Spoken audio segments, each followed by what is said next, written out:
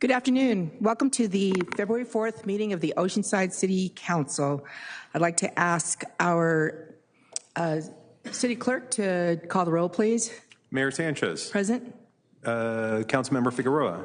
Present. Councilmember Robinson. Councilmember Weiss. And Deputy Mayor Joyce is here somewhere. Yeah. All right, please rise for the invocation. Tonight we have Reverend Jason Coker, co-lead minister for the Oceanside Sanctuary Church. Pastor Coker. Good evening. Thank you for having me. My apologies in advance. I'm just getting over a bit of a cough. I promise I'm not contagious, but my voice might be a little bit rough. Would you all join me just in a prayer of invocation as we begin our city council meeting tonight? Eternal God, source of wisdom and justice, we give thanks for the opportunity to serve the common good here and to steward this community which you have entrusted to our care.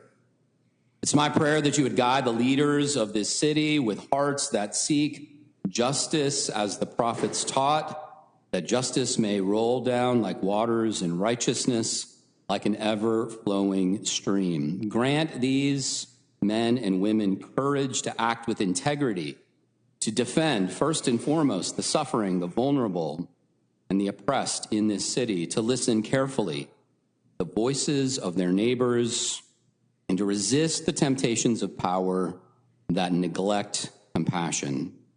Help this city, O God, and this city council to do justice, to love mercy, walk humbly in the responsibilities set before them.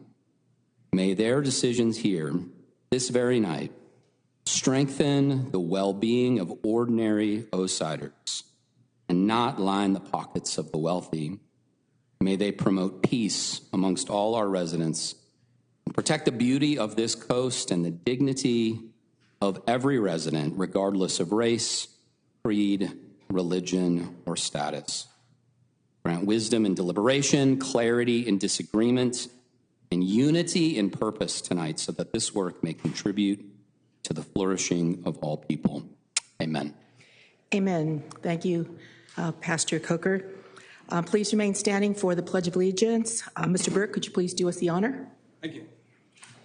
I pledge allegiance to the flag of the United States of America and to the republic for which it stands, one nation, under God, indivisible, with liberty and justice for all.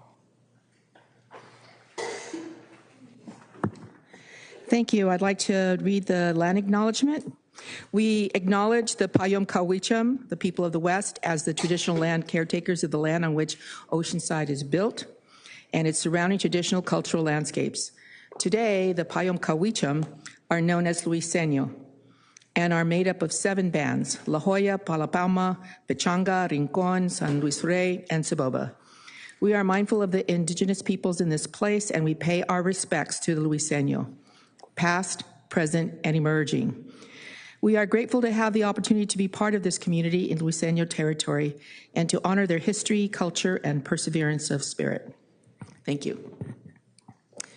And next we have a proclamation. And I'm looking for Satya.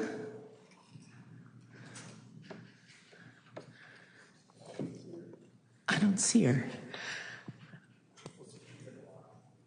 Okay.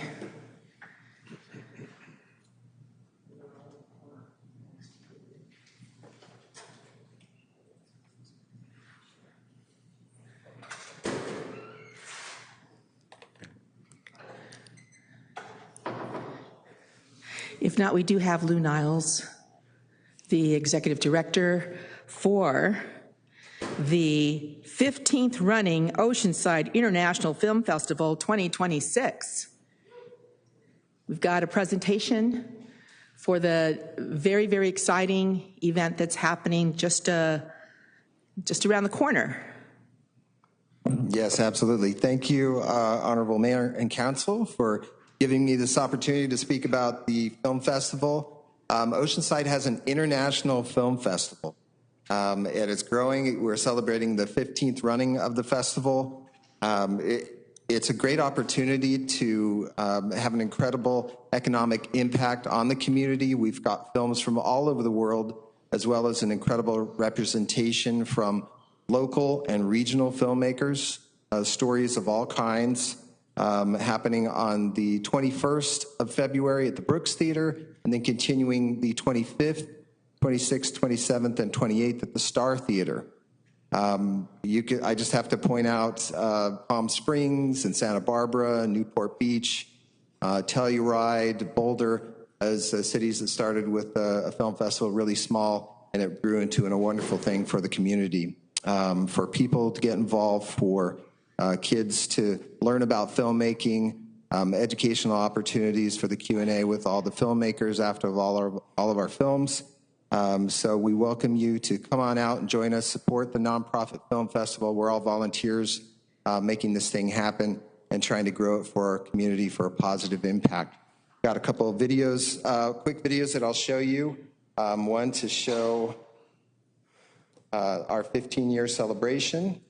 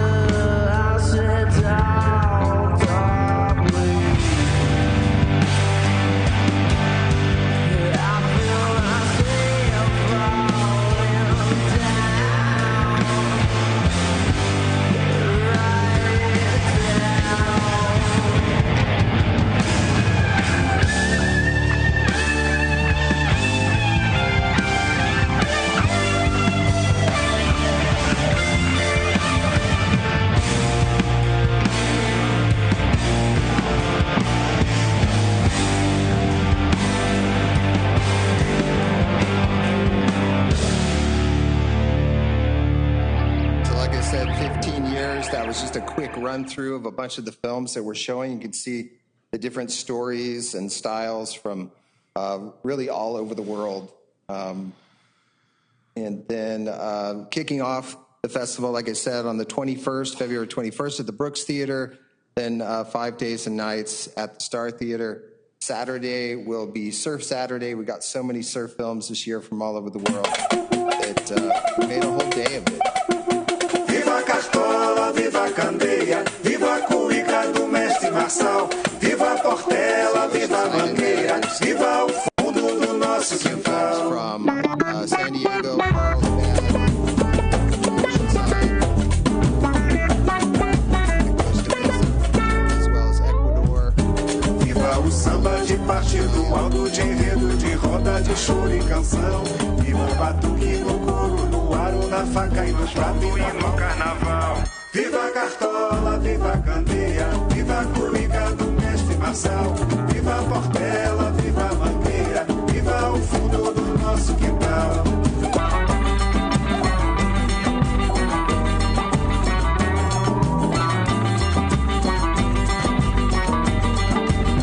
Viva o samba, viva a Candeia, o samba.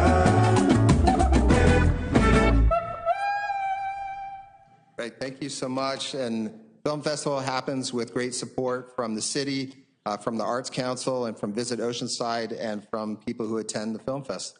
Thank you very much for having me. Well, you also have a very special guest, don't you? Catherine Hardwick? Yes, yes. I would highly suggest, of course, Surf Saturday, because I'm a surfer, but opening night, the 25th, Wednesday night, is Desert Angel. It's a film about a gentleman from Vista who goes down to the border and rescues people that might lose their lives in that crossing. And then we close off our festival on the 28th. Catherine Hardwick, who's a renowned award-winning director, Twilight, also Lords of Dogtown, which was partially shot here in town.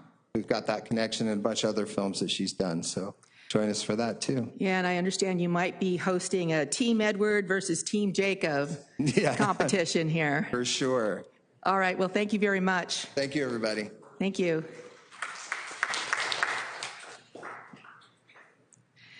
So we'll continue. We'll wait.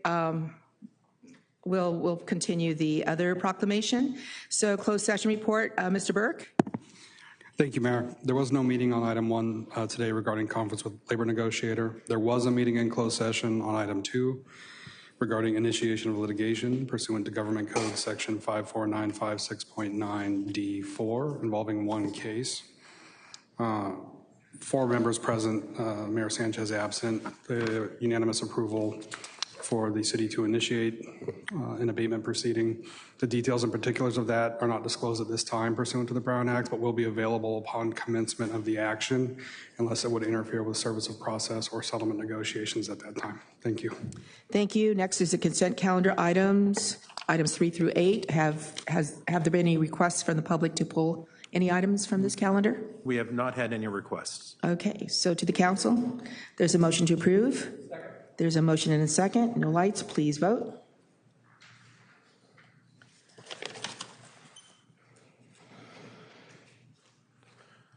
Motion approved, 5-0. Thank you. Item number 9, general items. Staff recommends City Council receive an informational presentation regarding a potential shift in the U.S. Army Corps of Engineers Oceanside Harbor Channel annual dredging and sand placement program from spring to the fall, intended to extend shoreline benefits, enhance coastal resilience, and increase operational predictability. Thought I did. So we have a report by Jamie Timberlake, Coastal Zone Administrator.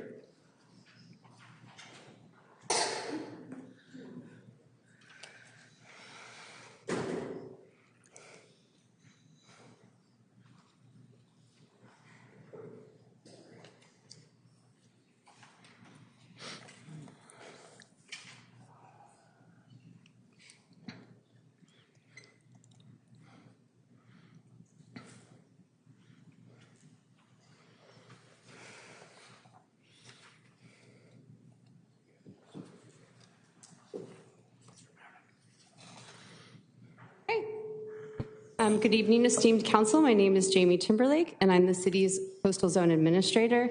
And I've been asked here tonight to present to you the findings from the technical studies concerning the harbor and its effects on coastal processes and sediment transport. These studies have been conducted both by the Army Corps of Engineers and consultants commissioned by the City of Oceanside. And these studies have led us to the recommendation that changing the fall dredging from spring to fall may lead to healthier beach and harbor conditions and a more efficient dredge program.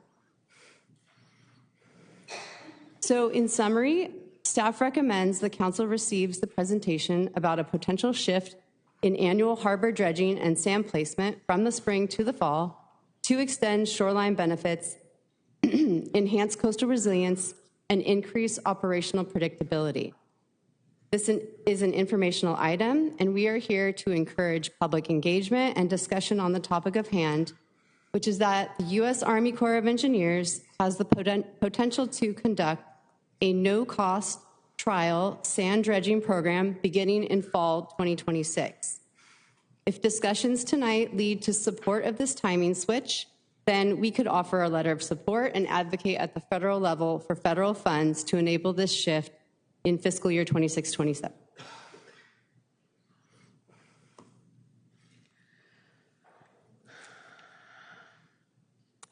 So Oceanside's annual harbor dredging program serves 2 primary purposes: maintaining safe navigation into the small craft harbor and federal boat basin, and nourishing city beaches with sand that's been removed from the harbor channel.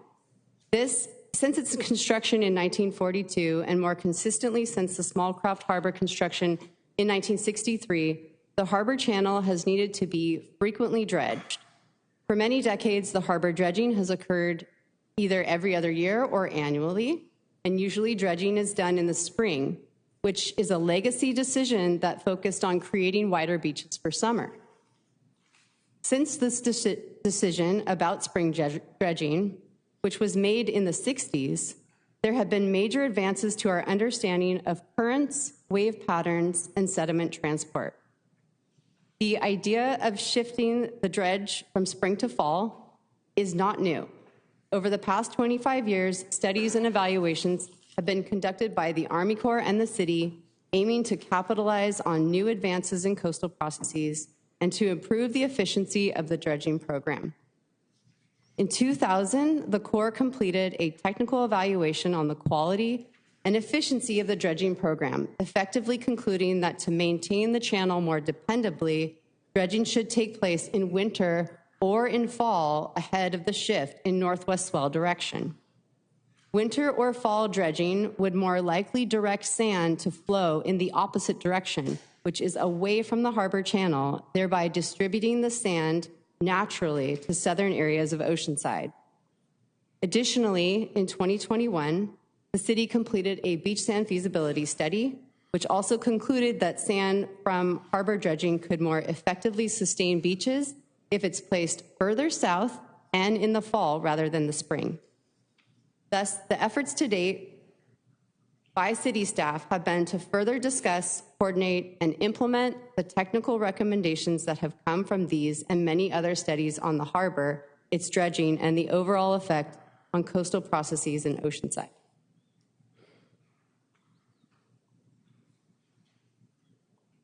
There are understandably limitations with all dredging and sand bypassing programs. However, spring dredging has been proven to be ineffective at sustaining beaches along Oceanside's coast. And here are some of those inefficiencies and limitations that we fully know to be true because we've been doing spring dredging for so many decades. Spring placement yields only 1 mile of usable dry beach along a 4-mile coastline. This is a photo of Tyson Street Beach. In this aerial, you can see at the top where the sand ends, which is also the southern end of the benefits coming from the sand placement portion of the spring dredging program. The Army Corps technical study done in 2000 discussed that the current bypassing operations have not replicated the magnitude or timing of natural sediment delivery, which has likely contributed to narrower beaches during storm seasons and a more vulnerable shoreline. Additionally, spring dredging and sand placement is complicated by environmental constraints, leading to unpredictable scheduling and encumbrances on beach events. For instance, when grunion lay eggs on or on the beaches in April or May, no sand placement or mobilization can occur in these areas, and this prolongs the length of time that the dredge equipment is on the beach or in the channel. Spring sand placement occurs at a time when beaches are the narrowest. This requires that the dredged sand be used just to place the pipeline on the beach. These conditions restrict where we place the sand and how far south the sand can be placed because there's only so much sand coming out of the channel. Additionally, as we now understand, spring placement may encumber the navigation channel itself.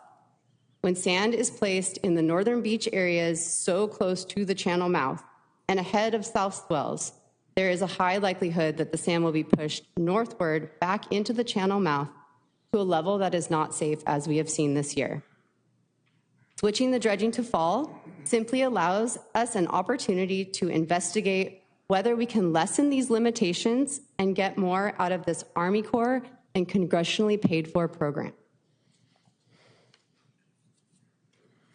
The next couple of slides, I'll be briefly discussing the benefits that Oceanside could get from switching to a fall dredging. Fall dredging adds more sand to the shoreline in the winter, and sand and sandbars are wave energy dissipators that provide a buffer between the built environment and the ocean. Without that buffer, waves crash onto the city's coastal infrastructure, flinging cobble onto coastal roads and into beach amenities and flooding public infrastructure, which requires ad hoc maintenance and closures until these issues can be addressed. Fall placement positions sand ahead of the storm season, providing a more resilient beach profile heading into winter, with wider beaches protecting public infrastructure, private property, and recreational space. Erosion of these winter buffers is actually expected to occur, but this eroded sand will naturally form sandbars offshore, likely improving surf conditions through the wintertime and providing an offshore repository of sand for when beaches naturally rebuild themselves in the summer months.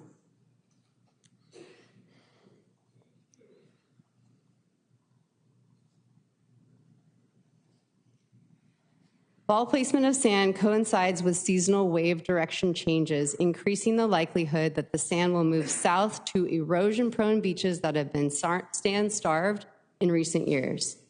Scientific evidence from Scripps Institution of Oceanography confirms that sediment transport in Oceanside is actually somewhat neutral, shifting with seasonality, local seas, and swell direction. Contrary to what is sometimes heard, sand in Oceanside doesn't readily disappear into canyons, but instead creates sandbars, moves into the harbor, and into nearby beaches depending on the predominant currents.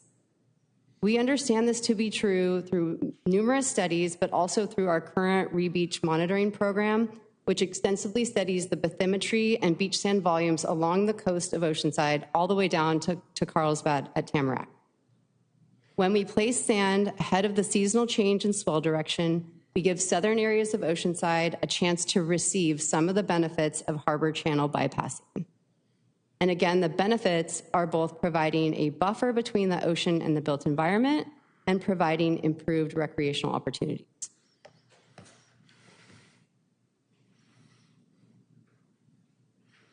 A dedicated fall work window reduces uncertainty and minimizes delay to the dredging program, which has occurred due to Oceanside's position at the very end of the Army Corps dredging cycle.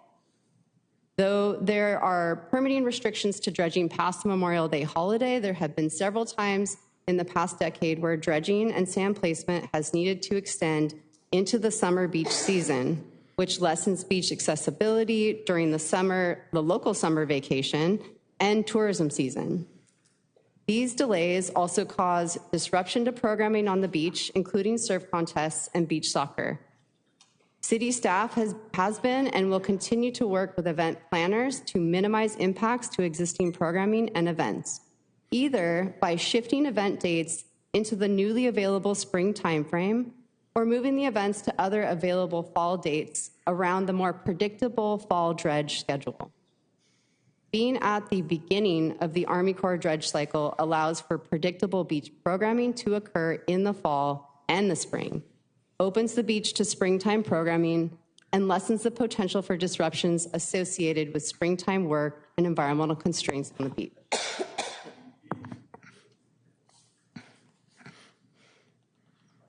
There is no fiscal impact to the city for trying out fall dredging. In 2026, if fall dredging is pursued, a request to Congress will need to be made by the Army Corps with support by the city to remove sediment twice within fiscal year 26-27. Currently, the harbor channel is in need of accelerated dredging, which is expected to occur late March through to May. Fall 2026 is ideal timing for trying out this change to the dredge cycle, as accelerated dredging is already planned to occur and ample sand is available.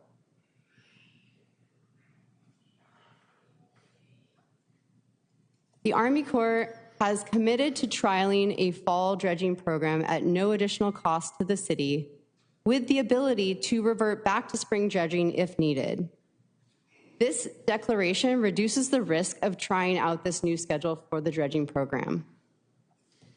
The Army Corps of Engineers was on hand to discuss the implication of this change with the Harbors and Beaches Committee in January and strongly reiterated that if the switch to fall dredging did not work for the city or for the Army Corps for that matter, there is a potential to switch back to spring dredging should the program prove problematic for either entity. The city and Corps are committed to collaborating on this switch.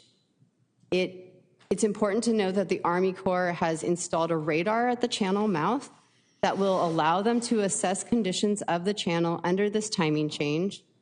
And then on the beach side, the city is conducting extensive monitoring of the onshore and offshore conditions under the Re-Beach Baseline Monitoring Program. So our current efforts will also inform assessments of the beach under this change.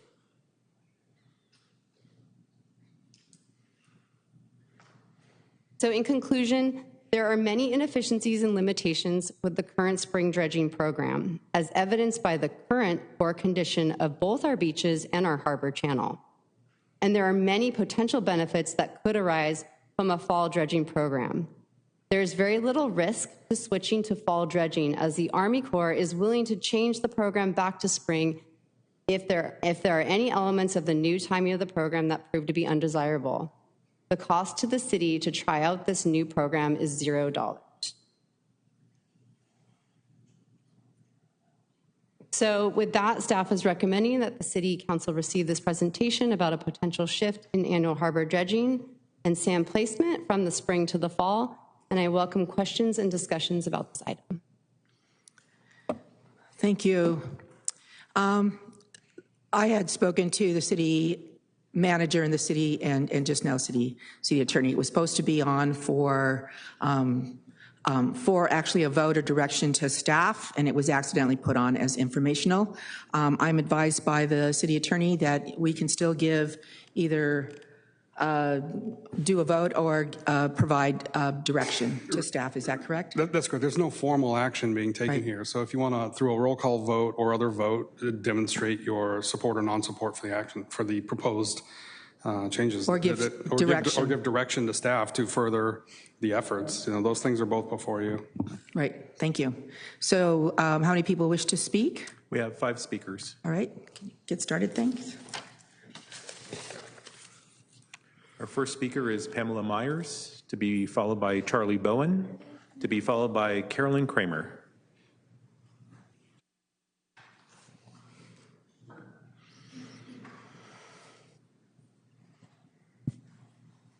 Good evening, Mayor and council members. My name is Pamela Myers. I have many concerns about changing the dredge cycle from spring to fall. The summer is the most important time to put sand on our beaches so that it is not swept away to the south in the wintertime. It keeps sand on our beaches for tourists at the pier and the hotels come summer. If sand is put on our beaches in the fall, September, October time, there is a potential of it being swept away to the south to the offshore Canyon and Carl's beaches. That will leave our beaches and at the pier void of sand for our tourist season. In fact, one year, the city hired a different dredge company, and it took them 6 months to dredge the harbor. And shortly after that, when they were done in October timeframe, a storm came and washed all the sand away.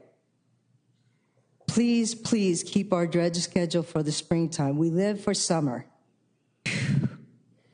And we want and need sand on our beach during this peak tourist time. Also, we need the sand so that we don't hurt our feet and toes and hurt them from a massive amount of rocks on the beach from not having enough sand, which is what has happened. If you give up our spring dredge slot, we will probably never get it back. Other cities would love to have our April-May slot because they all know that sand attracts tourists and tourists attracts big bucks to the economy. Please keep our dredge schedule the same. That is, for the springtime, right before summer. And I got a minute left, so this really touches my heart here. I mean, we live for summer. And, we want the beach. We want the sand.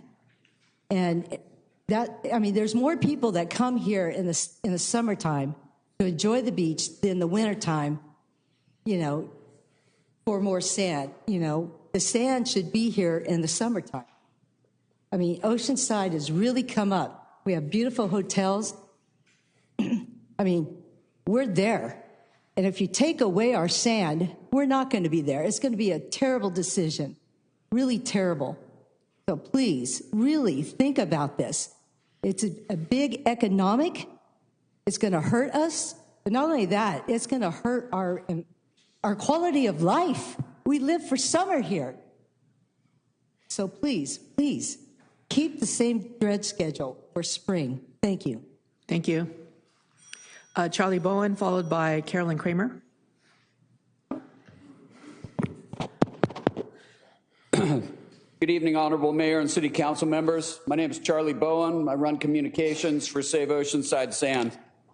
Tonight, I urge you to consider the benefits of dredging the Oceanside Harbor Channel in fall, as noted by the staff report, and place your reliance on them to proceed with the shift in timing from spring to fall. Shifting the harbor dredging to fall will allow the Army Corps to more dependably achieve its primary purpose of maintaining the navigation channel.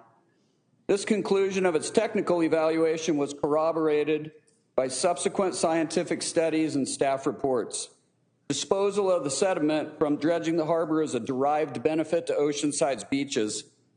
Dredging the harbor in fall will allow for placement of sand further south to more effectively assist in restoring South Oceanside's sand-starved beaches, a conclusion that was supported by the Army Corps, multiple consultants, and city staff.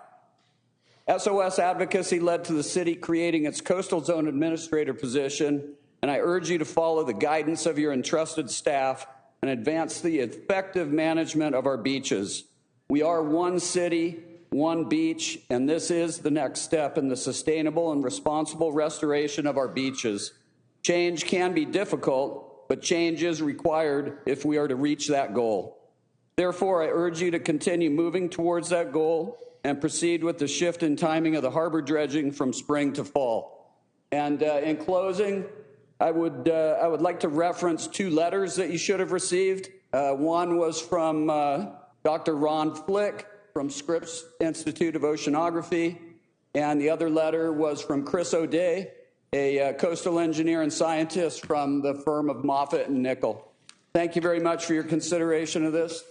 Appreciate your time. Thank you, Carolyn Kramer, followed by Steve Mashew, followed by Wyatt Hawes.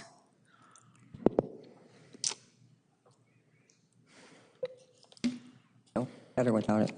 Good evening, Council. Carolyn Kramer speaking for Citizens for the Preservation of Parks and Beaches. I have already sent you a lengthy email on this item expressing concern on the proposed dredge schedule change. We do not and cannot support this change in the dredge schedule for the reasons I put forth in my email to all of you today. We do not and cannot support changing the dredge schedule just to accommodate the Army Corps and Manson dredge. In our opinion, this would not be good for our Oceanside beaches. Putting sand on the beach in September, October puts our sand source at risk of washing away during the winter storms, never to be seen again for tourists, surf events, and residents alike. By placing sand on our beaches in the spring, allows our beaches to have sand during the high tourist season and surf and lifeguard training camps, and still have some left for locals' summer. It also allows for the safety of our boaters during the high season of the summer months. And yes, sand will get put back into the harbor, which in our opinion is an asset and acts as our recycling piggy bank of sand rather than being washed away to the south.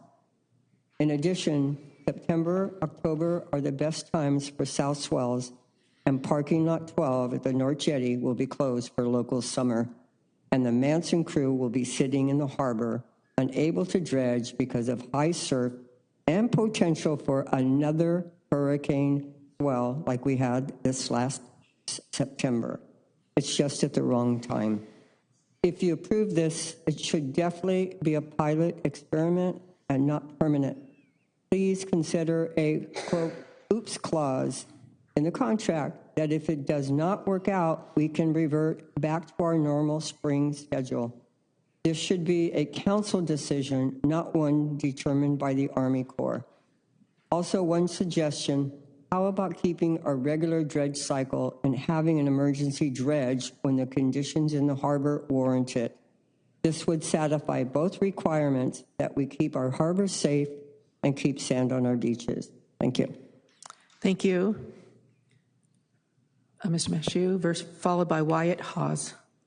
Good evening, Mayor and council members. My name's Steve Mashew. I've lived and served on the board at North Coast Village for 27 years.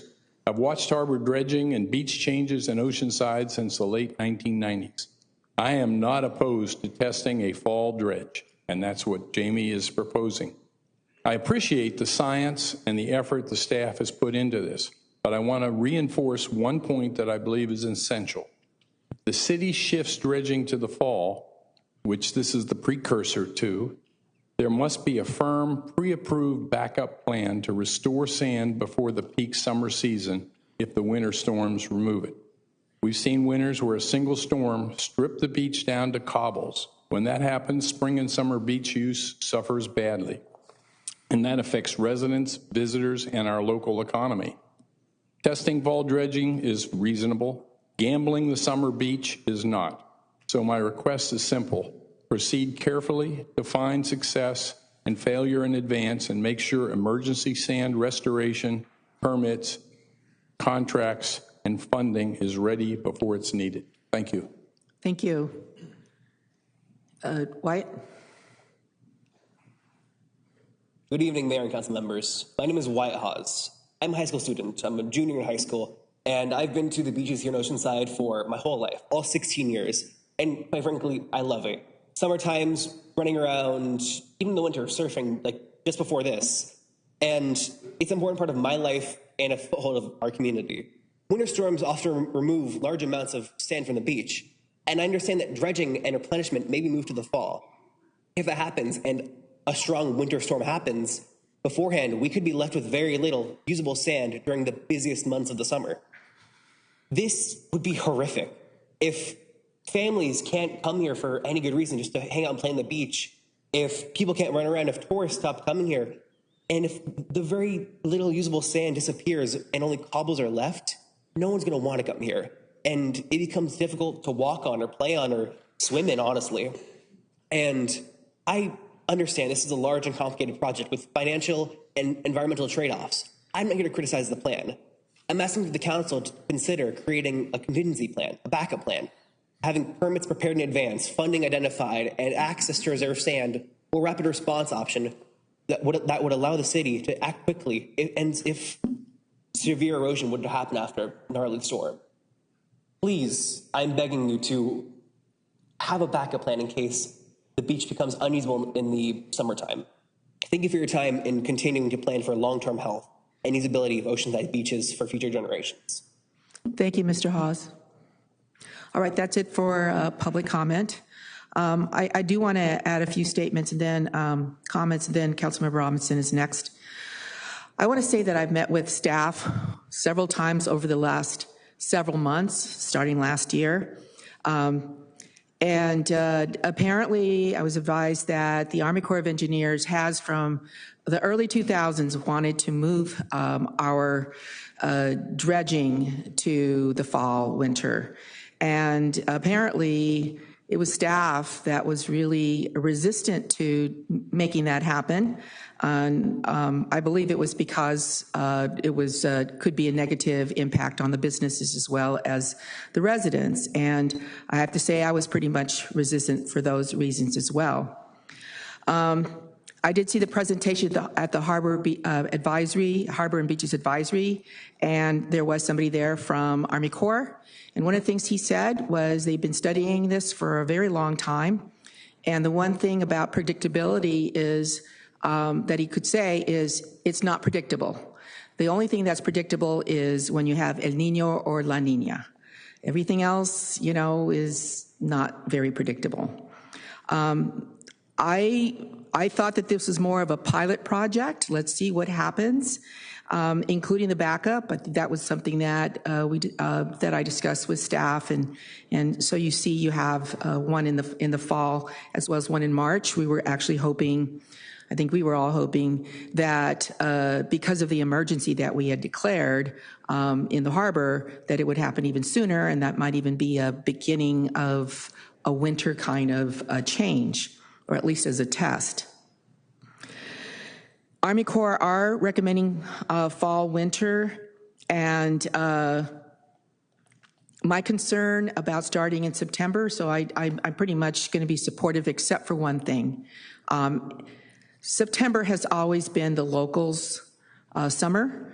Since I was knee-high to a grasshopper, summer for the locals, because school didn't start till September, you would see pretty much only local folks in September. September tends to, and historically, would start the Santa Ana winds, so it'd be warm. And so I really was hoping that we would skip September and go into October. That is still within the timeline for the Army Corps. So October, and then, and actually, you know, it wouldn't be fall, it would just be spring.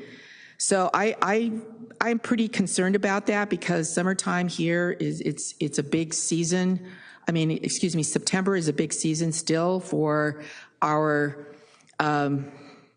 businesses, especially along the Strand, and so and everywhere else in the city. So that is something that I would like to see changed or made direction to. Councilmember Robinson? Are you calling on me? Calling on me? Yeah. Oh, okay. Sorry, wasn't sure if you were done. Jamie, hi. Thanks for doing this. Thanks for the report. Thanks for putting all the effort into it. A couple questions for you. You mentioned evaluation period. How many years? I'm sure it'll take a couple of years, or at least, would you say, before we see if the effort is as predicted? The Army Corps and the city are constantly discussing how we're going to be evaluating this change and trying to nail down some of those parameters. So what we've talked about is at least 2 years trying this out, but with the iteration that I can come forward every year or biannually if desired and discuss the current conditions of our beach volumes and our sandbars, both of which are being monitored extensively right now for the next 2 years. And so we'll have ample data to be able to track how much this change could be affecting our coastline. I would think that to have a good, accurate evaluation, we'd have to have multiple years where you have we have calm winds and seas, as opposed to a year when we have, I think somebody mentioned a hurricane type sea, you know, those kind of things. So I would think it'd have to be at least enough to, under all those conditions, right? We'd want. Right, we'd want to, before making another change, which, you know, we understand that change is tough, and it is going to require some adjustments to parks and recreation and other event programming. So we don't want to make decisions hastily. We want to do them based on science. And so, yeah, ideally we're going to test it out for more than 2 years, but for 2 years we have extensive amounts of data that will give us a very clear picture on how this change has changed our coastline.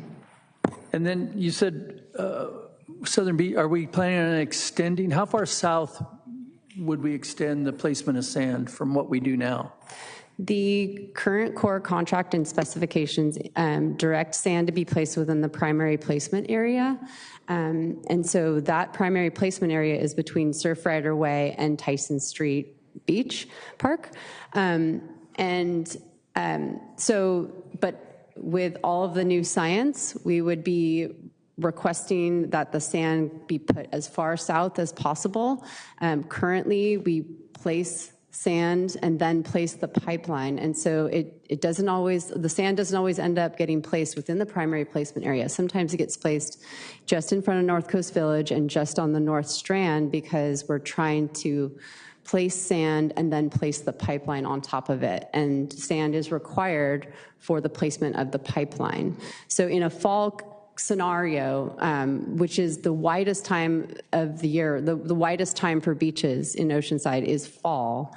In that scenario, we'd be able to place the pipeline more readily and get the sand all the way down to the primary placement area way more swiftly and without utilizing sand in places where we don't want to target the sand placement. Okay. And lastly, it was implied that this is all being done to accommodate the Army Corps and Manson schedule. That's incorrect. Okay, I just wanted to get that out there. That's all the questions I have. I just comment that for those that are against this, remember, it was right in the beginning of your report that this goes back to the 60s. This practice we've been doing goes back to the 60s. And I almost was going to make a joke about remembering the 60s, but I won't.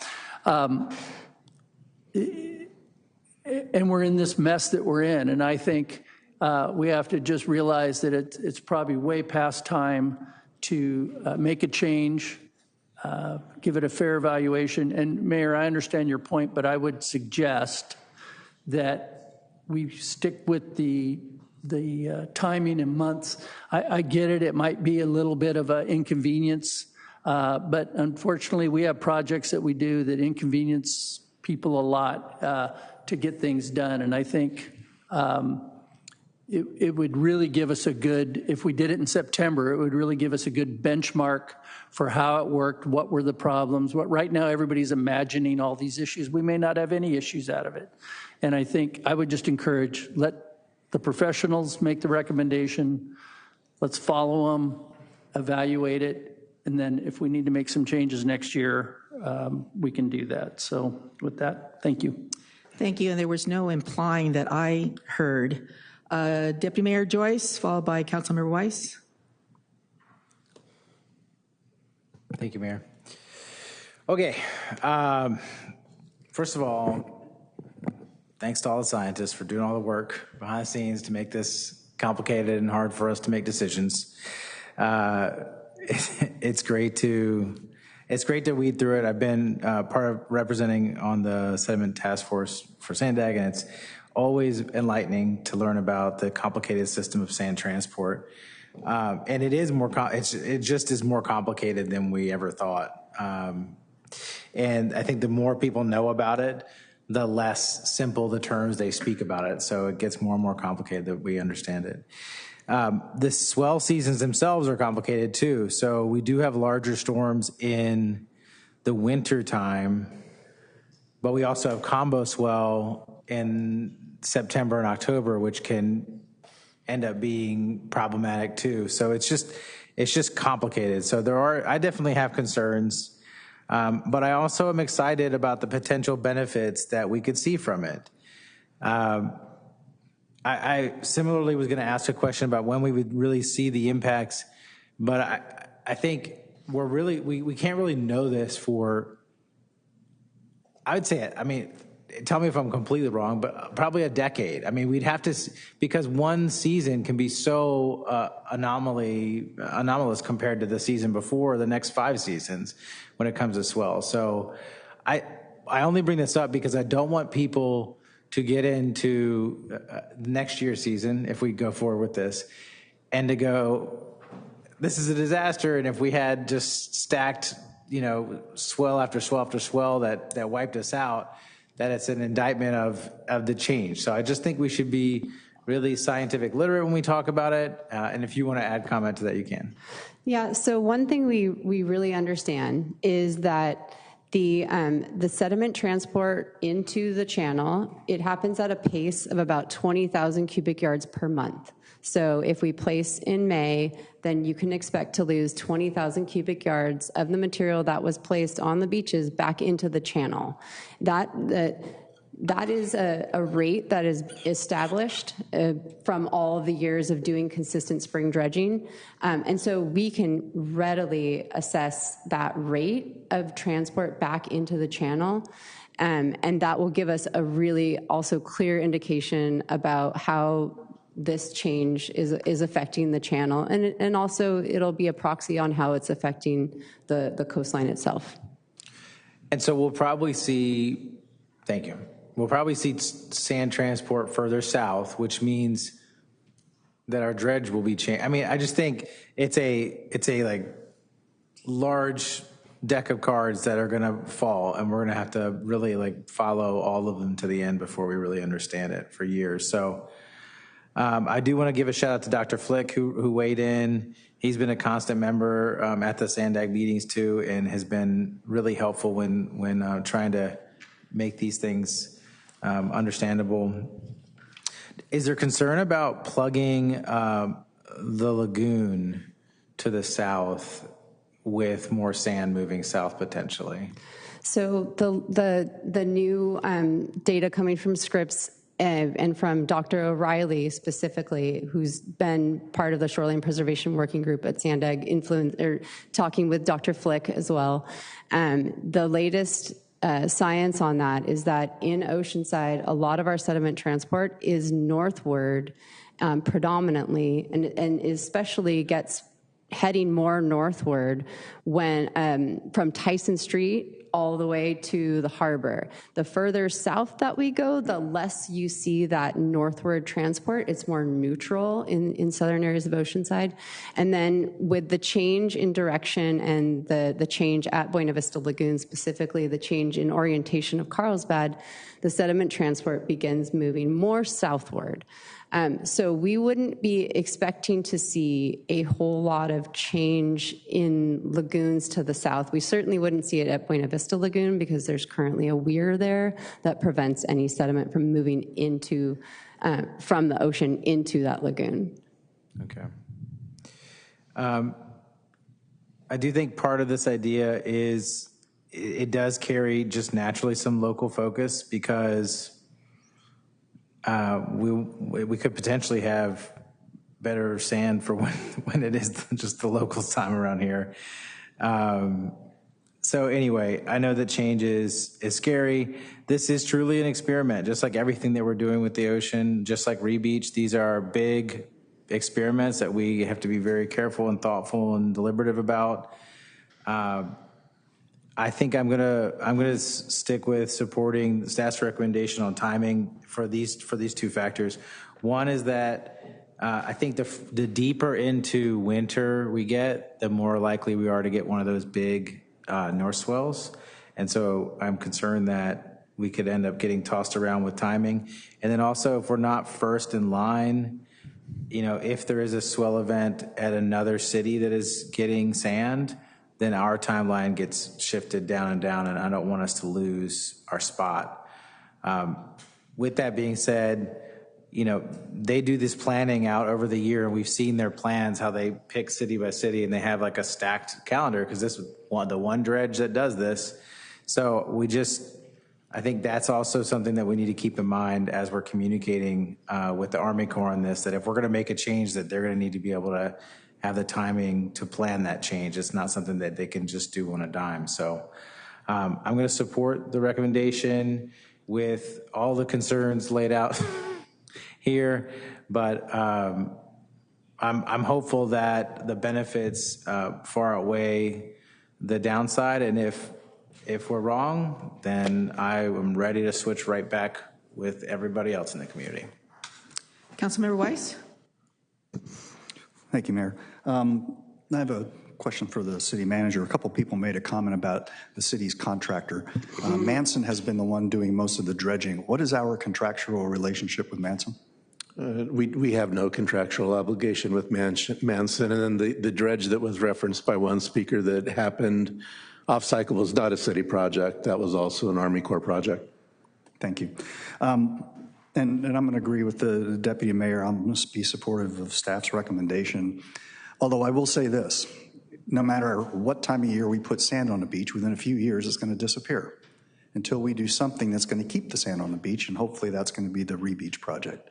So with that said, I will support the deputy mayor's comment about staff's recommendation.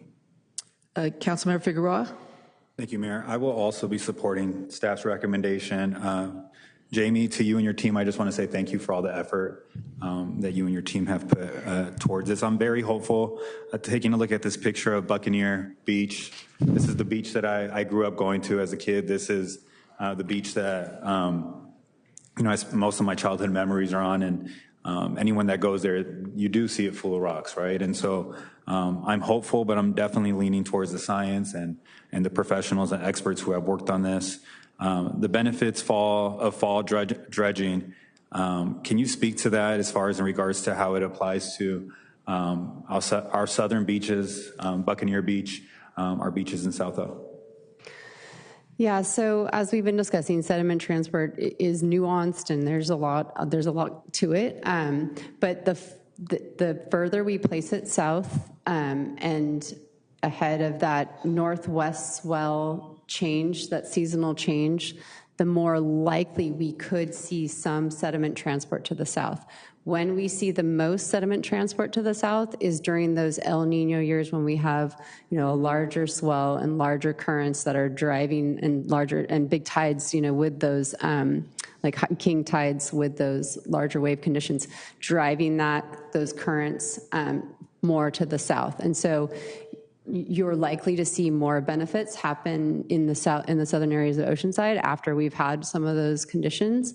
But certainly the way that we are currently operating and placing the sand, there's a very high unlikelihood that sediment would ever make it south to South Oceanside from the channel dredging itself.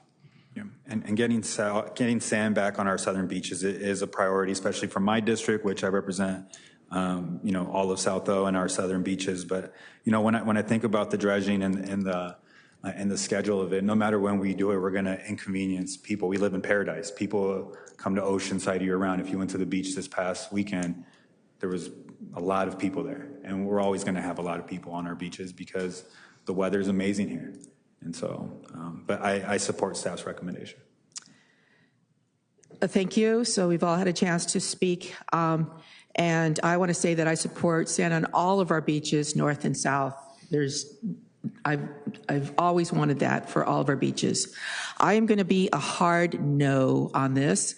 When I listened to the representative from the Army Corps of Engineers, I did not have a sense that there would be longer than next year a second emergency dredge.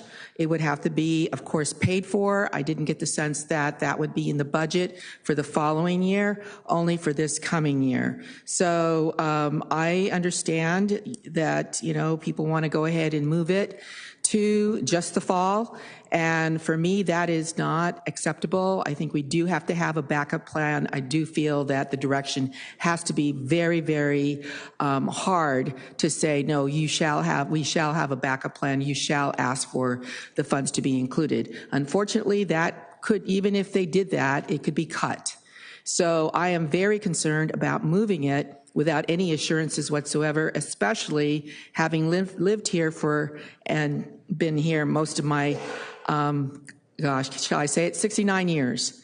There are winters that tear it up so badly, and putting it out in the fall and seeing it lost in the winter and not be assured that we will have a backup plan for any part of our beach, north, south, whatever, is to me not acceptable. So I would like the record to reflect. It sounds like 4-1. Thank you. All right, item number 10 is staff presents the fiscal year 2026-2027 through fiscal year 2030 to 31 general fund 5-year financial, it's 6 o'clock. Apologize. We have to stop and do our public hearing item. I was going to see if only you could do it in like 2 minutes. Sorry about that, Jill. Yeah, it wouldn't have been a 2-minute item.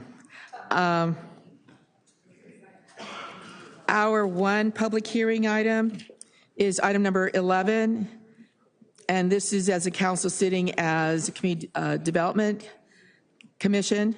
Staff recommends the Community Development Commission adopt a resolution confirming issuance of a categorical exemption pursuant to California Environmental Quality Act, that's CEQA, guidelines, section 15332, that's infill development projects, and approving a development plan, conditional use permit, and regular coastal permit to allow the demolition of the existing structure and construction of a full-service electric vehicle charging station with up to 51 EV chargers, 2 Tesla battery energy storage systems, and a 3,457 square foot convenience market located at 1501 North Coast Highway. I'd like to go ahead and open this public hearing, request disclosures from commissioners regarding constituent contacts and our correspondence.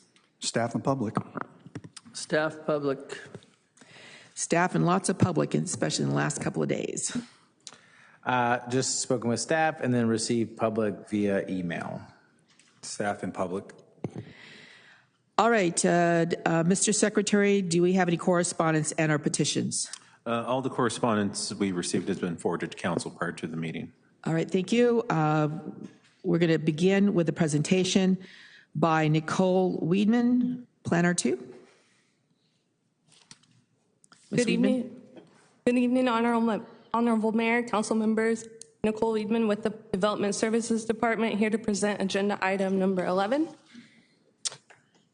Staff is making the recommendation shown on this slide.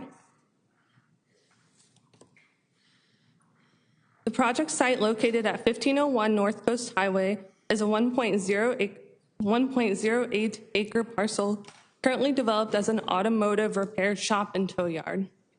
Surrounding uses include a Denny's restaurant and 2 service stations to the north, Interstate 5 to the east, mixed retail and Sandy Shores Mobile Home Park to the south, and the Days Inn Hotel and a Del Taco to the west.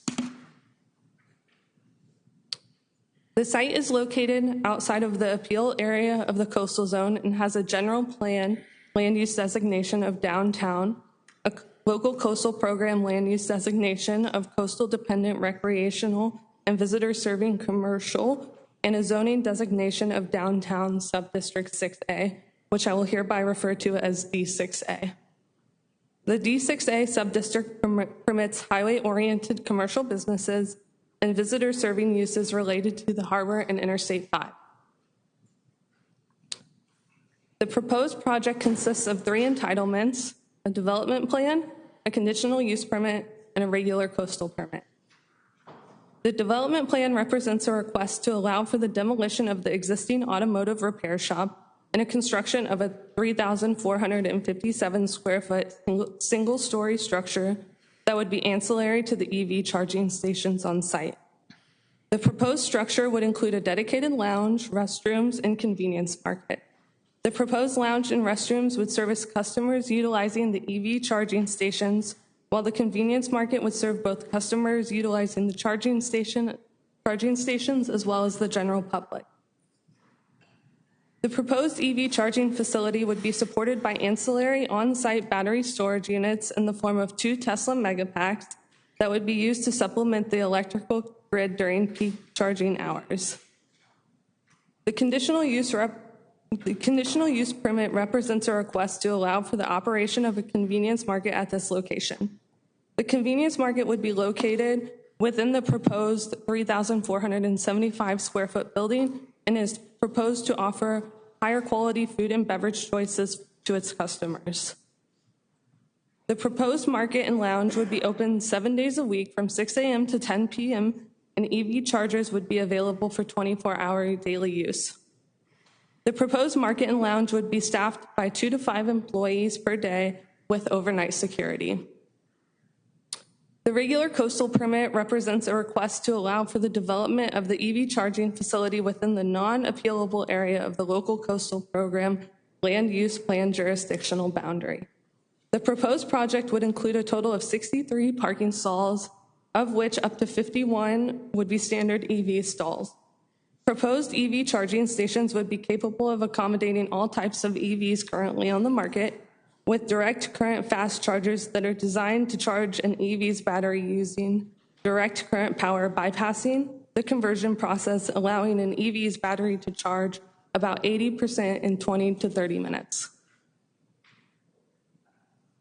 The proposed project site would be accessible from both North Coast Highway and Carmelo Drive. The retail building with the convenience market would front Coast Highway, and the proposed charging area would be situated toward the rear of the property, out of view from North Coast Highway. As mentioned, the proposed lounge and convenience market would be open daily between the hours of 6 a.m. and 10 p.m. The lounge would be restricted to customers utilizing EV chargers, while the convenience market would be available to all members of the public. And this is a floor plan of the convenience market and lounge area. The EV chargers on site would be supported by 2 Tesla Megapacks. The proposed Megapacks would supplement the electrical grid during on-peak charging hours. The proposed Megapacks would be approximately 29 feet in length, 5 feet in depth, and 9 feet in height. They would be oriented in an east-west direction 10 feet from the northern property line on decomposed granite paving. The Megapacks would be blocked from access with a 6-foot vinyl fence, and the entire property is enclosed by 6-foot-high masonry walls. The proposed structure would have cement plaster finish, black aluminum awnings, and glass windows. The northeast elevation is a rendering of what customers would see fronting Coast Highway, and the southeast elevation is a rendering of what customers would see when entering from the charging area. The proposed structure would have a maximum height of 21 feet. The site as it exists currently has no shade trees. The proposed project would incorporate a variety of landscaping materials, including 15 new trees in the form of 8 coast live oaks, 4 strawberry trees, and 3 Aleppo pines, shrubs, and ground cover. The project as proposed would provide an overall landscape coverage of 23%, exceeding the city's minimum landscaping requirements of 15%. The city's fire department reviewed the project as proposed, including the battery storage component for compliance with the recently adopted Section 1207 of the 2025 California Fire Code, the National Fire Protection Association 855, and Underwriters Laboratory 9540A. The fire department conceptually approved the project design upon initial review. For the project's conditions of approval, the applicant will also be required to provide additional system testing to ensure fire safety prior to construction. The proposed project conforms the general plan through policies outlined in the land use element, the energy and climate action element, and the economic development element. As previously mentioned, the current site is developed as an auto repair shop and tow yard.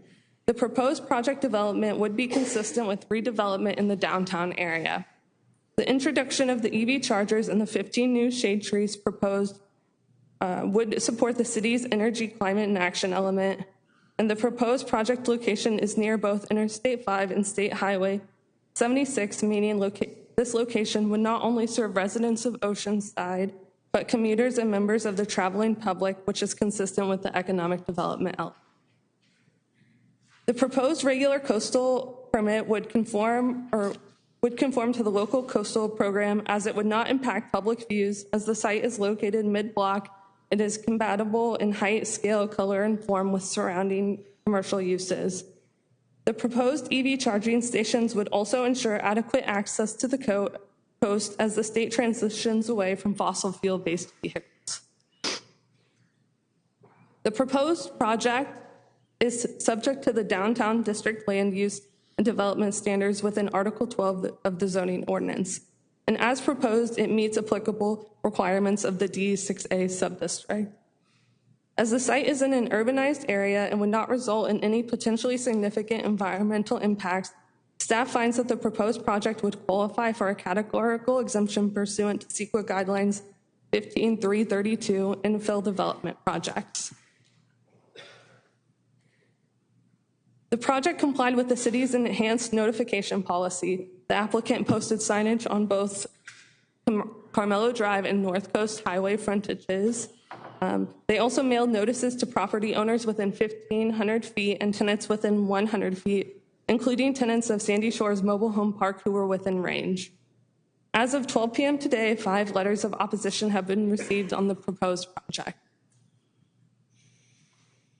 On October 22nd, 2025, the Downtown Advisory Committee voted 5-0-4 to recommend approval of the proposed project. Following the October 22nd DAC meeting, the site plan, setbacks, and landscape plans were updated to ensure that the Tesla Megapack would comply with the 2025 fire code that went into effect on January 1, 2026. With that, staff is making the recommendations shown on this slide. That concludes staff's presentation. The applicant is here and has a short presentation prepared. Yes, thank you. So the applicant has 20 minutes to do a presentation. Please state your name and continue. Good evening, esteemed Mayor, Councilman. My name is Vaughn Johnson. I'm the Chief Operating Officer at Rove Charging. Thank you for the opportunity to chat with y'all tonight. I don't think I'll need the full 20 minutes, but I'm happy to answer whatever questions arise. No worries. Generally speaking, it's a beautiful city, and we appreciate your initiatives to facilitate the adoption of EV chargers, or excuse me, EV electric vehicles through the adoption of EV charging infrastructure, as well as the public-private partnerships that you speak of. So we are a developer of EV fast charging stations. We have one operating asset in Santa Ana. We have 40 fast chargers, 28 of which are Tesla, 12 of which are ABB. We also we pride ourselves on providing a lot of amenities to our users. So our customers can experience a Wi-Fi area in the lounge. They can experience clean restrooms, changing stations. There's also a retail component so that in the 20 to 30 minutes that they're waiting around to charge, they can replenish themselves with coffee, fresh goods, ready-to-go meals. There's also in the Santa Ana location, there's a car wash, there's a dog park. We use battery storage at Santa Ana to help with the grid resiliency, and we also use photovoltaics at Santa Ana, but that will not be the case in Oceanside. We will propose passive passive shade canopies. We also have a project in Costa Mesa that will be operational later this month.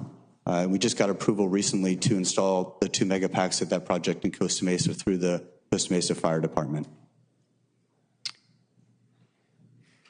So this is a rendering of what our site looks like. We typically generate somewhere between 650 and 700 charging trips per day. We have an extremely high rating on Yelp and Google, 4.7. That would be the highest rating by far of any charging station within the 5-mile radius of our proposed location. We, as mentioned, have the shade structures. There's no app or memberships needed. We also have full-time staffing, as Nicole mentioned. So for those that are unfamiliar with the charging mechanisms, we always have folks on hand to answer their questions and get them started. We have a Charging 101 program that we roll out to our customers to educate them on the nuances of electric vehicle charging. We offer windshield wipers and window claws, which are the most common requested items as far as EVs that don't have a lot of maintenance upkeep. We also, as mentioned, have the free bathrooms and Wi-Fi. A lot of people come into our lounge and make a bit of a morning of it, drinking coffee while their vehicle charges. We don't have any queuing fees either, so folks are welcome to stick around a little bit longer, even if their vehicle hits full charge. At night, when the staff leaves at 10 o'clock, we have a security guard, and we also have, of course, CCTV. So our sites are very secure. We pride ourselves on the safety of our customers. So we have around-the-clock management, and the security guards also have some pedestrian education of how the charging infrastructure works. So we do have, as mentioned in the staff report, capabilities to charge every electric vehicle on the road right now. That includes the Chevy Leaf, which has a specialized charger called a Chatamo. We have the 28 Teslas and the 12 ABBs, and the ABBs are outfitted with what's called the NACS, which is a North America charging system, so it's compatible with all vehicles. We also have on-site staff, as mentioned, and a lot of community engagement. So we take a special interest in providing community events. We have barbecues, we have drive-alongs, ride-alongs, where people can come out and drive Rivians and other electric vehicles. That's what one kind of market differentiator is. We like to curate our community, give back to the community, be stewards of our environment, and facilitate the upkeep or the uptick of EV charging utilization and purchase. As mentioned, we have an asset right now operating in Santa Ana. By the end of this month, we'll have an asset in Costa Mesa. This is our furthest project to the south. We have a project in Palm Desert that's approved, Camarillo that's approved, Long Beach that's approved, Corona, Torrance also approved. So we have a rather robust pipeline that we're looking to build out, but this is definitely a priority project for us. So it would command a lot of our focus going forward. With that said, I'll conclude, although I suspect there'll be some comments about the battery storage based on some of the correspondence that I've seen. So I could wait and hear those, or I could give you a little bit of a preview. Can you go back to that slide before, where you have all the... This one? This one.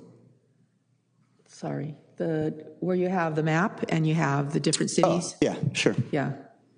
Whoops. Yeah. All those cities, are you installing mega packs? Well, in our Santa Ana location, we have SAFT batteries. In our Costa Mesa location, we have the mega packs. As mentioned, they were just approved by the fire department, and that's our second project. So all future projects, we're proposing mega packs. We did a lot of market research. The Corona project will be our last SAFT project. That's already been approved by local HJs. And then going forward, we find the mega pack to be the safest product. And so that's what we'll be installing elsewhere. I think it's important to distinguish our utilization of batteries from, say, utility scale, especially this close to Escondido. We're strictly behind the meter. So we have a zero export agreement with SDG&E. So we cannot put energy on the grid. So what we're doing is we're taking energy off the grid during peak utilization periods. So it relieves some of the congestion on the system, and it improves the resilience and reliability of the grid. And then we're putting that energy, we're pulling energy from the grid when it's abundant. So in the middle of the night or the middle of the day when there's a lot of solar PV penetration, we're taking that super off-peak energy, and then we're storing it, and then we're leveraging it behind the meter during peak time so that we're not drawing from the grid during that period of time. And we're in fact diverting that energy to our customers. So it does improve the grid resiliency. And of course, there's a robust process that you go through with the utilities to get that interconnection approved, which we're endeavoring right now on 4 of our projects. All right, thank you. I think you may get other questions. Sure. Yeah. All right. It's also important, I think, I know the Escondido fire is fresh. That was commissioned in 2017. The code and the product has changed a lot since then. That was an AES product, which again we've evolved away from. And also, I think it's interesting to note that despite the emotional stress and trauma, which I can certainly relate to, the findings were that emissions remained within safe limits. No significant environmental damage was recorded. So, we would never want to replicate that situation. But the Tesla Megapack is 10 times less likely than a house fire and 300 times less likely than a car fire. The current use right now has 75 to 100 cars on the lot at any given time. So I think just take all those things into consideration when you're making your decision. Right? All right, thank you.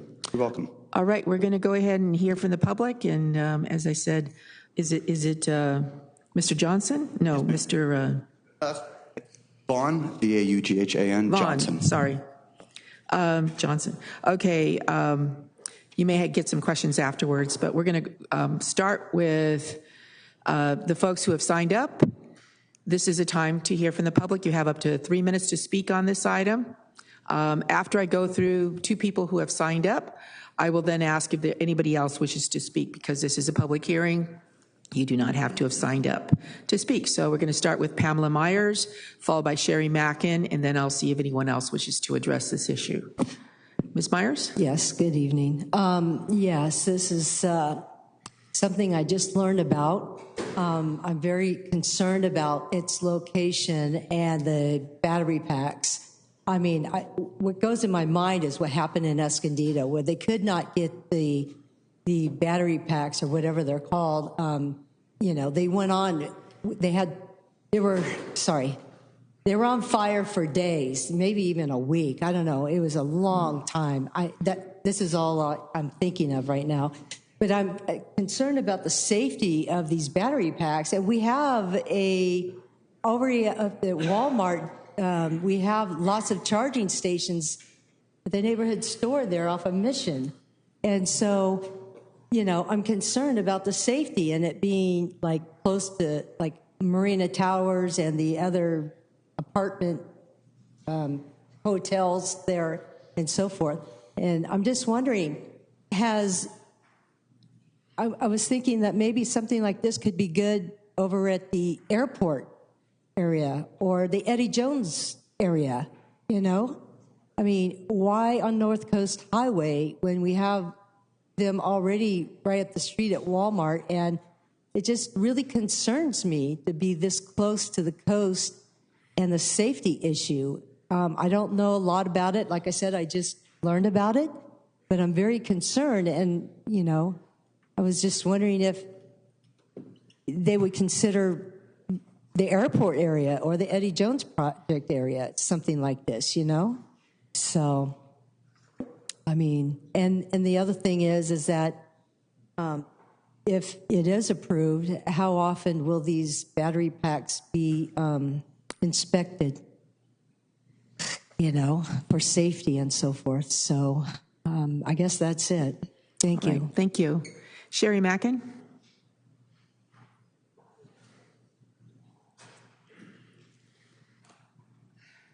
Good evening, Council. I do have two questions for the developer, but I don't want to take my time on them right this minute. Maybe at the back end, please.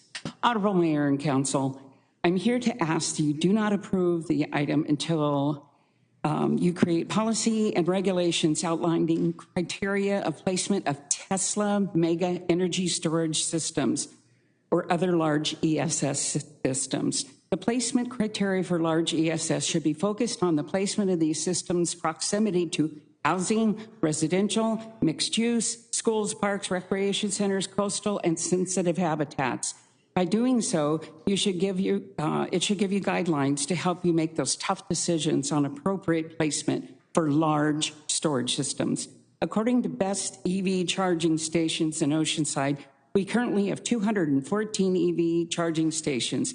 On the contrary, I doubt that we have that many gas stations in the entire city. If a gas station wants to upgrade, add more tanks, there's regulation. EV charging station wants to upgrade to larger emergency energy systems, they just do it. We've seen it at Pacific Coast Plaza and El Super, to name two. I can't support the project as proposed due to the intended placement of the Tesla mega storage systems and their proximity to the mobile home park adjacent to the site.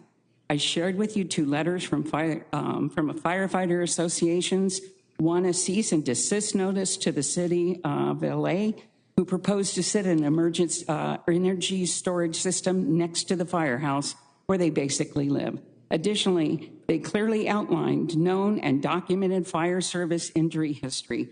Due to these types of battery fires and they expressed shock, stating placing an ESS facility adjacent to such an occupancy would never be permitted for traditional residential housing and is equally impermissible here. I want to share so people are aware that proposed is not merely a charging station, it's a charging station with Tesla mega energy storage systems, one of the largest systems made which do not belong next to residential, mixed-use, mobile home parks, or the rest. I believe that Los Angeles firefighters are accurate with their concerns, not only for them, but the people they serve as well. I ask again, please do not approve the project. My questions are, I did not see solar panels in any of the items in the documents that were submitted. And I would like to ask the developer if any of his stations with the large mega, Tesla mega storage systems have been placed next to residents. Thank you. Thank you. Anyone else wishing to address the council on this specific item? Anyone else? Okay, state your name, and you have up to 3 minutes to speak. Won't take that long. Thank you. I'm Carolyn Kramer, Oceanside resident. When I first heard about this project, I thought the store was going to be anchored by a Gelson's market that is a little bit more upscale. So I heard convenience store. Well, we have a convenience store at the Mobile. There's a convenience store at the other gas station. So we get a convenience store and a mega storage place. That's in the title, convenience market. Yeah. So I have no problem with charging stations. I mean, there's one over by the grocery outlet. There's one over at Walmart. But this is the first I heard when I saw the staff report, or it was brought to my attention that there was a mega storage there. It's just the wrong location for a mega battery storage, surrounded by 2 gas stations and a mobile home park. So who knows when a fire or if a fire could ever occur. So does that mean if it travels, it impacts the gas station, or it could also include explosions rather than just fires and spread, and that mobile home park will go up like a timber box? So I think those are all the things that need to be considered with this, and I think you're making a decision here and setting a precedent for all the other storage batteries to come to Oceanside. So please make the right choice. Thank you. Thank you. Anyone else wishing to speak on this item? I see no one else rising. I'm going to go ahead and close this portion of the public hearing. And I actually had a conversation with a chief. Oh, I didn't see you. You wish to address the council on this item? Pull the mic closer to you. Hi. Okay, state your name, and then you have up to 3 minutes to speak. Okay, hi, my name is Tammy, and I don't know if you guys remembered me, but I spoke on homelessness and what was happening in my situation. This is about the EV charging. There's still items that are not on the agenda, and that's a little later. Okay. All right, thank you. Just gave me practice, thank you. Okay, thank you. Yep, okay, she just practiced saying her name. All right, and it was Tammy, right? Yeah. All right, I did have a chance to speak with Chief Parsons, and Chief, would you like to come over? And this is new technology, and so I think that is the concern. And the fire department actually approved it. So you heard all the concerns. Could you please address the concerns from the fire department's point of view? And I brought David Parsons, fire chief. I brought staff up because I have the assistant fire marshal actually did some of the review on the project and some deeper dive research with Division Chief Dorsch. So thanks for the question, Honorable Mayor and Council. So when it comes to, let's talk about the fire risk. The California Fire Code, as it was adopted this year, was applied to this project. That means that separation from walls, other structures is completely accounted for. That doesn't mean that it won't catch fire. I'm not saying that it's the relative safety is in any is being quantified. But what it does mean is if it catches fire, all modern research has shown in terms of fire spread, it will be contained within the project location, if not just the battery pack itself, the single battery. Fire spread is not a concern. That's why we have 10-foot walls, 10-foot separations, of which the staff can go into a little more detail on. So that's what the California Fire Code does, and that's what NFPA standards do, which are applied to the final design once the developer submits that to the fire department. Can you remind me of any other concerns that were brought up? That was there was a concern that perhaps we don't have procedures, and you did address that to me, with me, when I spoke with you.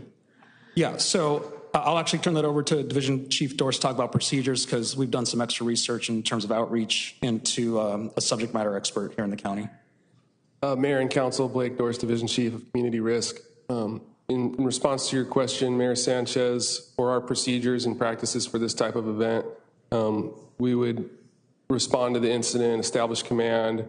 We would set up an exclusion zone, making sure that no one could be within that zone. This is a lot of variables involved, obviously, based on weather, what the severity of the incident that is occurring is, the number of occupants, the time of day, so on and so forth. And based on that, we would guide our tactical actions. But essentially, we would isolate the area, deny people from entering that area, shelter in place, and evacuate as appropriate. We would allow the battery pack to burn off, because one of the dangers with these is if they do enter into what's called thermal runaway, where they continually burn and burn and burn, the best practice is to let it burn itself out. Right. Once you extinguish it, it becomes an ongoing problem of essentially having to continually monitor it for sometimes up to days on end. So in order to avoid that, that would be our tactic, generally speaking. Right. So I'll add that's current industry best practices across the region, if not across the country, is the best practice is to let them burn out. It's an isolated incident, and we can keep it that way essentially. Right, and I think what you mentioned was 2 to 3 days. That's just speculative. It totally depends on how much of the battery pack is on fire. If it's just one unit, that's usually all it is. And the speculation would be that we'd monitor it from could be 12 hours, could be 72 hours, but essentially making sure that it's protected for the public safety at that point. Right, and in terms of the Escondido fire, I understand it was one of like several, and only one actually caught fire because there was distance between them. That's correct. And this one has distance between the two. There's only 2 here? That's correct, just the 2 megapacks. Okay. I guess the biggest issue is something that perhaps because it's so new, the potential for catching fire, the risk, is that quantifiable? It's not really something we can quantify right now. There's not a lot of historical data, to be honest. The technology is relatively new. It's changing rapidly. As the applicant stated, a battery that's put in today is different than a battery that was put in a year ago. Right. Quantifying the risk is very difficult, but I can say from the perspective of fire safety, we're very comfortable with it. From the perspective of environmental runoff, we're not applying water to it, so there shouldn't be any environmental runoff in that case. And I'll be honest, as the fire chief, the thing that probably concerns me more about this situation would be the hazard to the firefighters who are in proximity to that place. The atmosphere is a very I'm going to say this, it's not going to sound the best, but it's a cleansing environment. Essentially, as it disperses, it rapidly reduces its concentration in the environment. The atmosphere will disperse it. So as you get further away, it becomes very, very innocuous. But up close, where we have personnel, that is where it would be dangerous. But we have policies, procedures, and training to handle it. In fact, we have a training coming up that includes all of the North County fire departments to deal with these situations. And that's coming up relatively soon. All right. Well, thank you. We'll stay available for questions. Thank you. I'm sure other council members will be asking questions. And back to staff, do you have anything else you want to add? Thank you, Madam Mayor. Yes, just to clarify, the solar that was presented by the applicant, that'll actually be, I'm sorry? Oh, yes, I forgot that question about the solar. Yeah, that's actually going to fall under a building permit review, and so that'll be subject to just our standard review process for that. The other thing that I would like to bring to your attention was the fencing of vinyl. That also is going to be subject to our building permit review, just to clarify and make sure that it is 10 feet away from the battery storage. All right, thank you. And Mr. Vaughn, did you want to respond to any of the concerns before we go to council? And again, I think you might have some other questions besides this, but. Sure. So what I've heard so far, there was some concern about the solar PV. Oscar just alluded to it, but we're pulling the solar. So these would just be passive shade structures. So there will be no PV system integrated into this site, unlike the first 2 projects that we built. One of our lessons learned. In terms of the Gelsons, they are our partner on the first 2 projects, Santa Ana and Costa Mesa. They're certainly interested in maintaining that relationship. Whether or not they're the best fit for this particular location is TBD. So the conditional use permit is for a convenience store. Under that umbrella, it would certainly be a high-end convenience store. We would look to provide that for our customers. So it would be like a Gelson's or a comparable type subtenant for us. In terms of locations, I heard some people say located elsewhere. We spent a lot of time looking at the Venn diagram of EV penetrations with proximity to electrical infrastructure. We love the downtown component of Oceanside. That's why we were at the DAC, where we got unanimous approval. We think it's a great fit. We appreciate the initiatives of the city. We like that corridor. We like the proximity to the freeway so folks can get on and off and relieve some of the congestion on the 5 freeway. And so we spent a lot of time thinking about location before we found this site. We've obviously spent a lot of time to evaluate this site. We do have a setback, and in terms of precedent, if I'm not mistaken, I believe the Front Wave Arena also uses the Tesla Megapack. So there is precedent in the city for utilization of that specific product. The UL, I won't bore you with the UL 9540A certification, but basically what they do is they artificially initiate thermal runaway of up to 6 cells on a unit-based level. And what they found is that the temperature outside rises like 9.9 degrees before the unit burns out. Before it puts itself out, 1 additional cell went into thermal runaway. So there's a very sophisticated fire prevention system in place. It starts with what's called the BMS, or the battery management system. So every one of those cells has sensors on it. If there's any overcurrent or increase in thermal temperature, it immediately isolates and shuts down that cell or that module. It also has internal sparkers that would ignite any gas if released. It has passive overpressure vents so that are protected with a top unit, so that if it does reach a certain pressure, it would vent inside its own unit and it wouldn't injure the first responders. It's a pretty sophisticated piece of equipment, and there's a lot of research online about the UL 9540A testing and what that means in terms of the unit just burning out on its own without any interference or outside influence. How long has that model been in use? I'm probably not qualified to answer that. This is, I think, the 3rd iteration of the Megapad. It's a 2XL. I believe the Megapack goes back as far as at least 15 years. The technology has evolved quite a bit, and so it's hey, you could say never been better. All right, thank you. Councilmember Robinson. Thank you, Mayor. I was going to give you the same information. He's correct. They've been doing them for 15 years. There's a ton of information on the internet, and you can find stuff. I actually know what that is. And, and they're actually, I think, in their Megapack 3 version, I think they're coming out with pretty soon, according to their website. Yeah. Were any plume studies done or anything like that? Do you What know? studies, sir? Plume, like, did you guys have to do any plume studies for? Not to my knowledge. Is that required?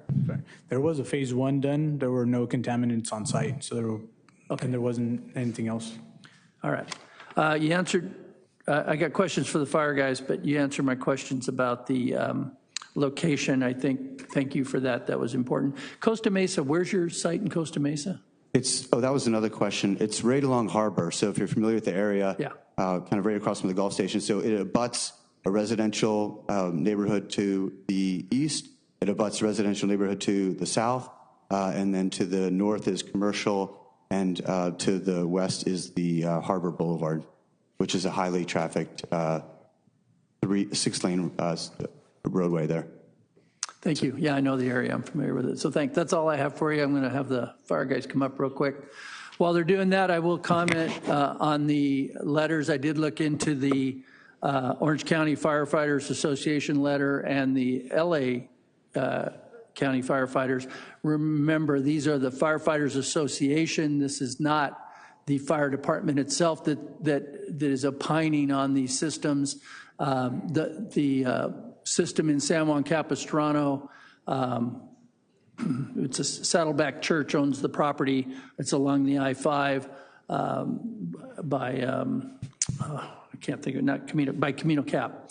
Anyways, it's a much larger storage system, and that was the concerns and with the city. And actually, the applicant in that process pulled it, and they're basically going to wait for the state, which is probably going to do a by right legislation anyways, and they'll go in. So I think us having the ability to opine on this stuff is good now, because in the future we won't be able to. You talked about, fire guys, you talked about training and preparation. Thank you very much. There's a concern, people talked about evacuation. Can you tell me a little bit about evacuation, shelter in place, that kind of stuff? How would that work? Certainly, Councilmember Robinson. When we evaluate the conditions, if there were to be a fire event involving one of these battery packs, that's going to really drive our decision making on if we shelter in place, if we evacuate, and the timing of when we do so.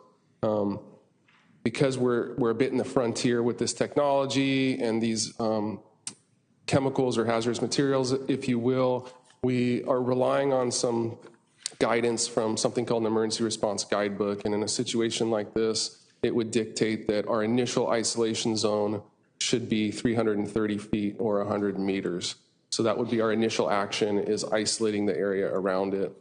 Obviously, if the plume is laying down due to a heavy wind blowing in a direction of occupants of buildings and we can't evacuate them safely in the moment, we would shelter those people in place, advise them to close windows, doors, turn off air conditioning units until we could create a condition in a situation by knocking down that smoke with water streams to dissipate the toxins and then evacuate them to a safe area. At the same time, we'd be prompting a response from our hazardous incident response team that's prevalent in the county for all agencies. They would come up, they would provide air monitoring specific to the toxins involved, and then we could start to narrow down exactly where we want evacuated and how long we want those areas evacuated. Sounds like you guys have thought it out. And Chief, I think you addressed the issue that there was some concern about the gas station exploding. Not possible, correct? That's. Could you say that again? The gas station. Okay. Okay. The gas station's not at risk of exploding. No.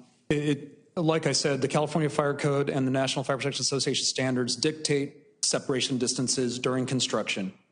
That's the key issue, and those separation distances are what the industry, legal through the fire code, which is legally applied, dictates the safety. Separation distances to prevent fire spread, right? It's the spread. We would cool down those potential exposures. We always do that for safety reasons, right. But that's not putting water on fire. That's cooling other structures. Just to make sure. I just want to reassure people that it's not like the movies where things blow up. The movies are generally not realistic. I had a note here passed to me about in the past 15 years in use of any caught fires. We can all answer that because we study it. But yes, there have been fires in battery packs and battery storage systems. You want to address the local ones or? The ones I'm aware of are down in south, in the Chula Vista area, which was a fairly large one, difficult one. There's the Escondido one. And then there was a very recent one in San Marcos, and Chief Doris actually reached out to the San Marcos fire personnel for lessons learned on that. Right, and there were some, I think there was one in Australia, but these are large farms where they had, they were large battery storage farms, not like these mega packs, but there have been instances in the mega packs. But I think that answered that question. Dang it. Okay, I'm going to hold my time because I think that's good for now. Anyone else on the council wishing to address this issue? Deputy Mayor? Yeah, I think similarly. I just in doing light research, there was another one in Boulder City that was really recent. That was apparently last fall with the megapacks. I think the location is a good spot for the charging. I am concerned. I do have concerns about uncontrolled fire. A fire that you cannot put out, burning out at that location next to so many residences. So I guess I'm looking to my council colleagues on what they're thinking on this one. I mean, I'm open to hearing from everybody. Councilmember Weiss? Thank you, Mayor. And in having had conversations with fire staff and looking at what they were just recommending and portraying to us, I'm not as concerned about a significant event. I think the technology is advancing quite rapidly, and I think things are going to change going forward. But at some point, we have to get used to seeing these charging stations throughout the state along with the battery packs. So I will move approval of staff recommendation. I'll second that. Okay, there's a motion and a second. Councilmember Figueroa? Thank you, Mayor. Similar to Deputy Mayor Joyce's concerns, I heard our chief, I think it was the chief, mention the 100 meters evacuation or shelter in place. We have the mobile home park literally adjacent to these battery packs. And, you know, for those residents, which I think there's 50 plus mobile home in that location, we're talking about 100 people right next to us. I think that's my biggest concern. I do see the need for the EV charging stations and do support the EV charging stations. My concern is for the two mega packs, the batteries. And so that is essentially where I stand on this. Deputy Mayor Joyce? Yeah, I would just add that my concern about the high winds in that area are not about the fire spreading, but about the inhalation of what comes off the fire. And so I just want to be clear. I think I appreciate all you presented, and I have no reason to think that it's going to catch the fire to everything else. It's just like how long and how far are we going to have to keep people from breathing it in. You talked about a little bit about the dissipation of like the chemicals as it gets further away. What good science? Sorry, I just bring this on you. Can you talk a little bit more about that? Yeah, so obviously I can't get in, I'm not going to be able to speak scientifically on that, but the emergency response guidebook, which Chief Doris mentioned, there's actually is science behind their recommended evacuation distances. The reason it's 100 meters is because it's a generalization in terms of dissipation in air. Inhalation. So it becomes there's a certain threshold level. I don't know which level they're using, but that threshold level is acceptable at 100 meters or 330 feet. That's why that number is out there. The science behind it, we're going to have to talk to scientists. But I think your characterization of where we are is fair and correct. I really don't have a lot of concerns in terms of fire spread. There is not a quantifiable risk in terms of how often they are catching fire, which to me the concerns are going to be the resulting vapors in the air. But, you know, that's what we do is we do some risk management and we approach it in that way. I can appreciate that. And I think we probably take more risk with the chemical inhalations than we should, just generally with guidelines. But okay, so I just will say also from the perspective of utilizing off, peak times to store energy, I think, the model makes a lot of sense for our environment. I think it's really good. I'm just not sure that I'm ready to test drive it here. So I think that'll conclude my comments. Councilmember Robinson? Yeah, thank you. I had a little video I was going to show, but I don't have enough time to do it. So the other thing that didn't get mentioned is we talk about lithium-ion cells. The technology is changing. They use different type lithium iron phosphate cells now for that, which is my understanding from my readings is a less toxic and less hot burning product. So I'll give you something just to think about. It's also next to the I-5, and these gentlemen can, I think you have a higher risk of a transportation vehicle overturning on that freeway on fire, creating a plume production evacuation issue than you will from these. So we live every day with risk. We live every day, and we don't think about it. And these are really, everybody talks about climate action plan, and these are the things that help smooth out the grid. We keep adding more and more electrical stuff to it. And we say we want everybody in e-cars. We want all electric homes. We want all electric this. The grid can't handle it. This is the only way that it's going to be able to handle it without blackouts and stuff. And so we can say no to it, but it's going to come one way or the other. So I would encourage us to be a little bold and be brave. Thank you. Deputy Mayor Joyce?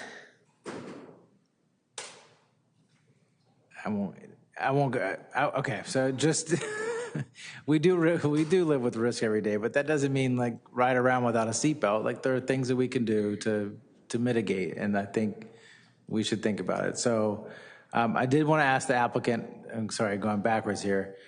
what happened with the solar? So it sounds like there was solar in other projects, and this one does not have solar. And I think I may have missed the explanation of why. Vaughn?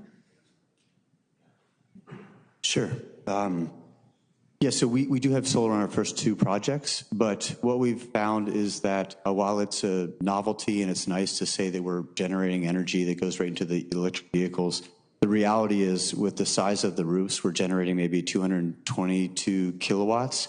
And so we're offsetting basically one charge station. And with the seismicity in California and the structural steel reinforcement required for the shade canopy, it sort of doesn't really pencil in terms of a return on your investment. So we also think it introduces less electrical, volatility, complexity to the system. So we're trending more towards a conventional shade canopy, like you'd see maybe in a gas station or something along those lines.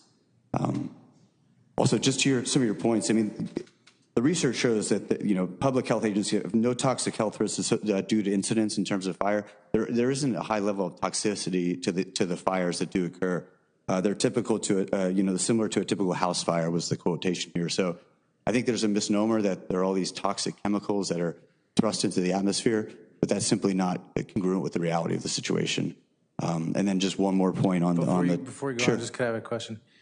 Yeah, it's equivalent to a house fire for the duration of the 3 days that it burns, or it's equivalent to the house fire for the same time that a house fire burns? Sure. I think the 3 days was a reference to if they provide some kind of suppression, they might monitor it for 3 days. Studies have shown that even in a catastrophic failure where they induce thermal runaway in 40 cells, right, half of the unit burns out, and that fire is extinguished on its own in 6 hours. And that's with the BMS disabled and the TMS disabled. So that's worst, and the state of charge at 100%, is at worst case conditions. And so there's a lot of third-party studies that you can read. We hired our own fire risk analysis, FRA, to do a study for us, and their conclusions are consistent with what else is out there in terms of third-party evaluations. That concludes my comments. Councilmember Figueroa? This is for the applicant as well. In the presentation, you mentioned that there'd be 40 ultra-fast charging stations, so those are level 3? Yes, sir. So those, what are we talking? Is that like 20, 30 minutes, an hour? Exactly, yeah, no, not an hour. It'd be, the average charge time is around 23 minutes, and that's from going 5% up to 80%, which is typically what people charge. So it would vary a little bit upon your vehicle, your battery, your state of charge, the health of your battery, but the average charge time we estimate to be between 20 and 30 minutes. And what about the remaining charging stations? What those would be level 2, level 1? What? No, they're all level 3 DC. So it's just split 2812 Tesla and ABB. Tesla is just the Tesla automobile, and the ABB provides service to the remaining fleet out there. And without the mega packs, would you still be able to have that many ultra fast stations? We would, but it's important to keep in mind that the battery storage not only does it provide us with uninterruptible power like a wall pack would do or a generator might do, but it significantly enhances our project returns. And so if the project were to be stripped of the batteries, it probably would not clear the economic hurdles that we need to get investor support. So the project would likely die. Okay. Thank you. All right. So my comments. I saw this as part of the future that we're building. I don't happen to have an electric car, but I know a lot of folks that do, and that is trending. And a lot of the housing in Oceanside is older housing.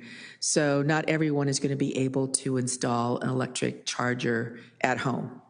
It's just another expense that, may even stop someone from investing in reducing our carbon footprint, basically. So I see this as something that is needed. I do feel that it is part of our climate action plan with respect to the site right off the freeway. right after, there's nothing coming from the north going south. It is probably a good place to be. The concerns that have been voiced to me have been, well, would you have this next door to you? And if I was living downtown, I probably wouldn't, it probably would be fine with me, because that's the future. When I was asked the question, I said, yeah, on Mission Avenue, if there was one on Mission Avenue, which is like 3 blocks from me or 4, whatever, I wouldn't have a problem with it.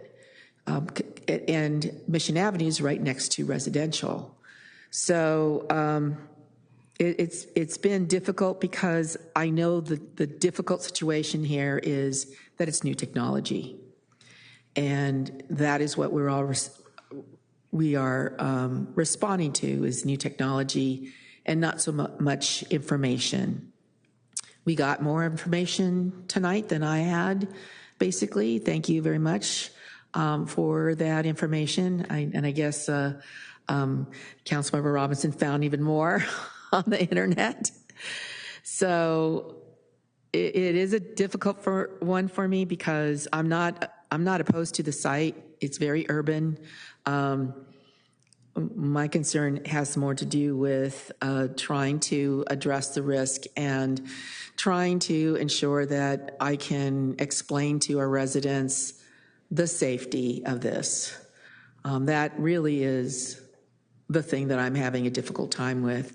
So we have a motion and we have a second. Please vote.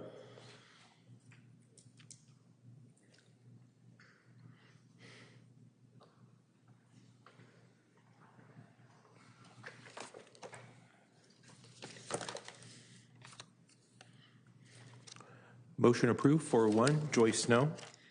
Thank you. We're going to go on to back to the general items. Item number 10.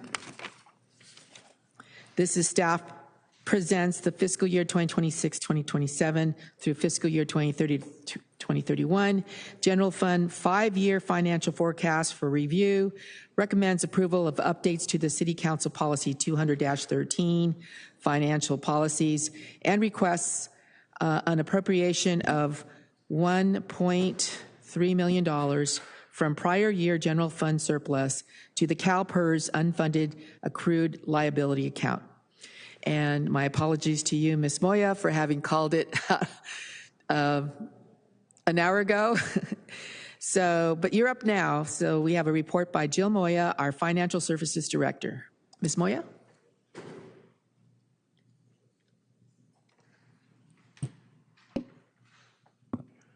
All right. So good evening, Honorable Mayor and City Council members. I'm Jill Moya, Financial Services Director, and tonight I will be presenting item number 10, the city's 5-year general fund financial forecast for fiscal years 2026-27 through 2030-31. The forecast provides a long-term view of the city's general fund financial status and supports upcoming budget and policy decisions.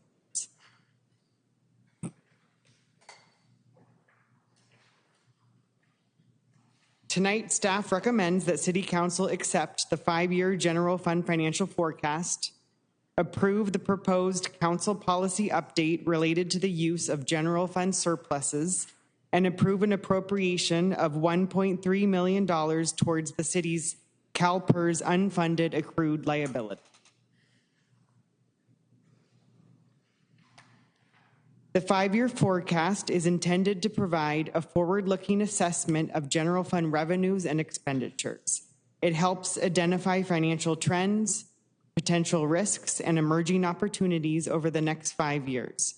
The forecast is not a budget or a spending plan, but a planning tool used to inform decision-making and support long-term financial sustainability.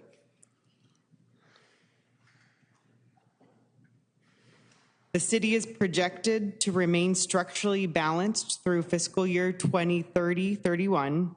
Modest but stable operating surpluses are projected in each year of the forecast period.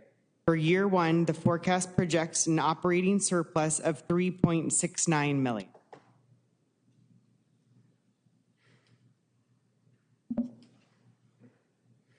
For year one, fiscal year 2026-27, general fund revenues are projected at $238.92 million, representing a 3.2% increase over prior year's adopted budget.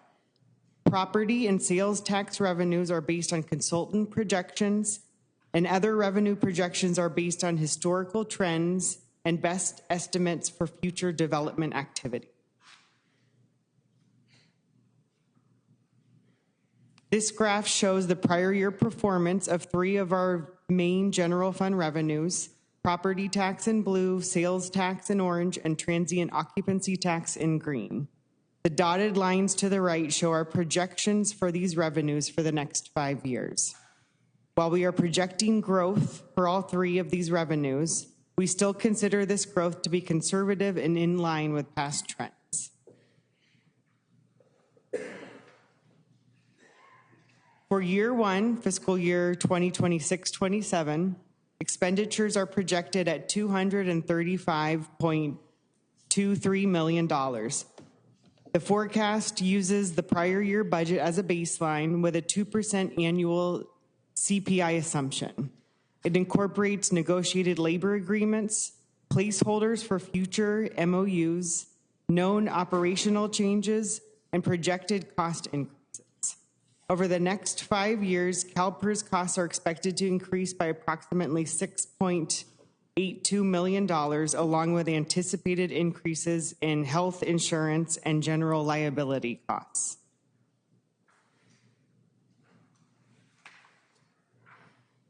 In addition to presenting the forecast tonight, staff is proposing an update to Council's financial policy to modify how existing general fund revenues are allocated at fiscal year end.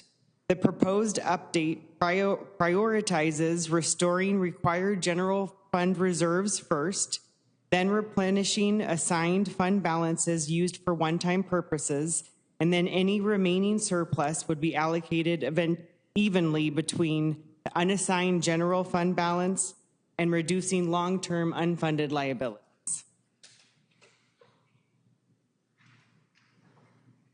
So last year, for fiscal year 2024-25, the city ended the year with a total general fund surplus of $7.28 million.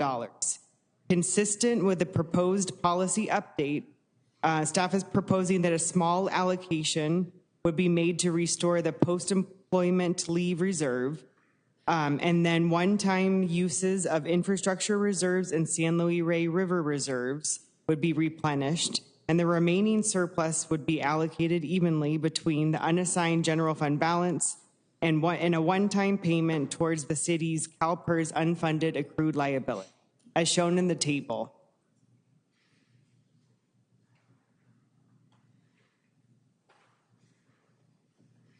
So in summary, staff recommends accepting the 5-year financial forecast, approving the proposed policy update, and the CalPERS unfunded accrued liability appropriation. That concludes this presentation. I'm happy to answer any questions. Thank you. Do we have any requests to speak? We do not. No requests to speak. Wow.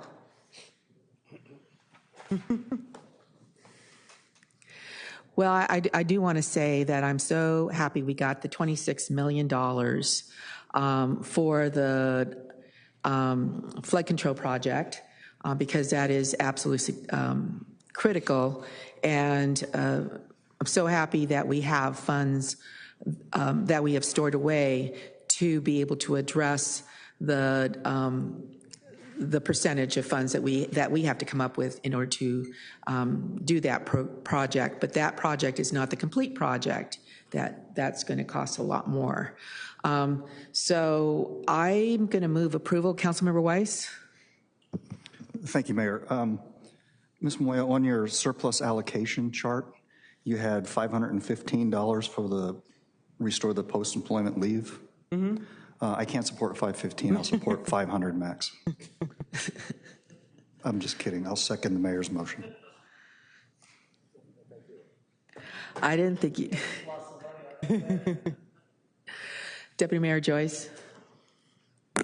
Thank you. And I've had conversations with staff about this item. I'd actually like to see us, I don't support the specific change in policy. I'd like to see us get more specific with the way that those reserve funds and those surplus funds are allocated. I think we have some assigned accounts that maybe some of us know are for certain projects, but I don't think there's enough transparency in where those funds are being assigned or the conversations that we have. So I'd actually prefer that we have more robust public conversations about the funding following surpluses. So for that reason, I'm not going to support this specific policy. I'd actually like to see us develop more robust transparency within the budgeting process. Thank you. No other requests to speak. Please vote.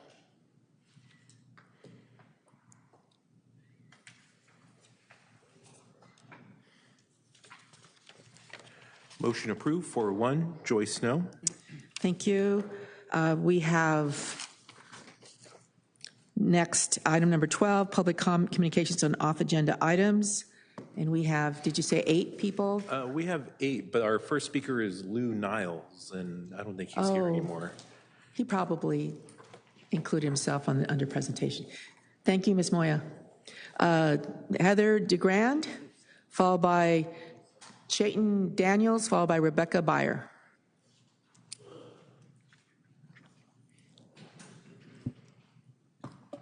Hello, my name is Heather DeGrand, and I am still homeless, sleeping on the side curb here in Oceanside.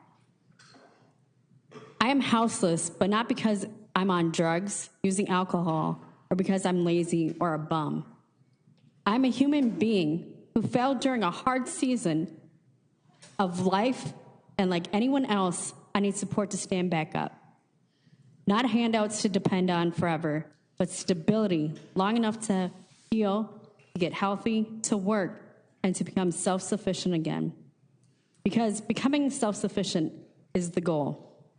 People often say things like, why don't they just get a job? As if helping the homeless population is a waste of taxpayers' money. We want to help, but not in our neighborhood. These stereotypes erase the real reasons people become unhoused. They create fear instead of understanding, and they make it harder for people to ask for help. We are not asking for sympathy. We are asking for empathy. For people to understand that homelessness is not a character flaw. It is a situation, and situations can change when people have the right support. And sometimes that support doesn't come from family or friends, but can come from a community. If we want people to succeed, we have to offer real solutions, not just to one area, but to the whole community. Housing First works truly when it is available to everyone who's experiencing homelessness, not just those who are in designated zones. I am worthy, I am strong, and I'm not my circumstance. Thank you. All right, Chayton Daniels, followed by Rebecca Byer, followed by Tammy Moment. Hello, my name is Chayton Daniels, and I was born a female who transitioned. I'm currently homeless, and everyone who is homeless is not on drugs, and homelessness does not discriminate. Behind every stereotype is a deeper truth that people don't always see. Homelessness is not just about losing housing. It's about trauma. Trauma from childhood, trauma from unsafe families, trauma from foster care, trauma from violence, trauma from losing everything, trauma from being displaced over and over again. And trauma shapes behavior. People who seem unwilling are often overwhelmed. People who avoid shelters may be triggered by past experiences. People who stay in groups are seeking safety, not causing problems. People who shut down are protecting themselves. This is why money alone will never solve homelessness. In 1985, the We Are the World campaign raised over $60 million to help people experiencing homelessness and poverty in Africa. And yet today, in 2026, there is still a homeless crisis in Africa. Money helps, but money by itself is not the solution. Real change happens when people have stability, support, and the chance to heal. You cannot expect someone to just get back on their feet while they're battling depression or trauma. You cannot expect someone to maintain a job when they don't know where they will sleep at night. You cannot expect someone to rebuild their life without a foundation. This is why wraparound services are essential. Housing alone is not enough. People need mental health support. People need case management. People need consistency. People need trauma-informed care. People need support before housing, during housing, and after housing. Thank you. Thank you. Rebecca Byer, followed by Tammy Momont, followed by Deborah Duffy. And before we move on, I appreciate Shaitan and Heather coming and speaking. Perhaps you don't know our situation. We do not have any more housing vouchers. We do have the shelter. We actually have 25 emergency shelter vouchers that we received at the tail end, and we have been advised that they are not going to be extended. So we're actually in the process of trying to find housing for the 25 people that are in housing right now. And that is going to be a ginormous challenge for the housing department, again, because we do not have housing vouchers in Oceanside. The county has cut that, the state has cut that, and the feds have cut that. So what we have is a program beginning with the shelter, which is which is Interfaith, run by Interfaith, and Interfaith serves in other capacities for our city, and perhaps through that you'll be able to find some kind of shelter, or some kind of housing, but the first step is the shelter. We do not have any vouchers. So go ahead, Rebecca Byer. Thank you. Good evening. I'm Rebecca Byer, and I live in Oceanside. I'm here tonight as a grateful volunteer and a client of the 2025 California Nonprofit of the Year, Ivy Ranch Park Association. Volunteering with Ivy Ranch has given me a chance to work with a wide variety of amazing people, both with and without special needs, spanning generations and backgrounds.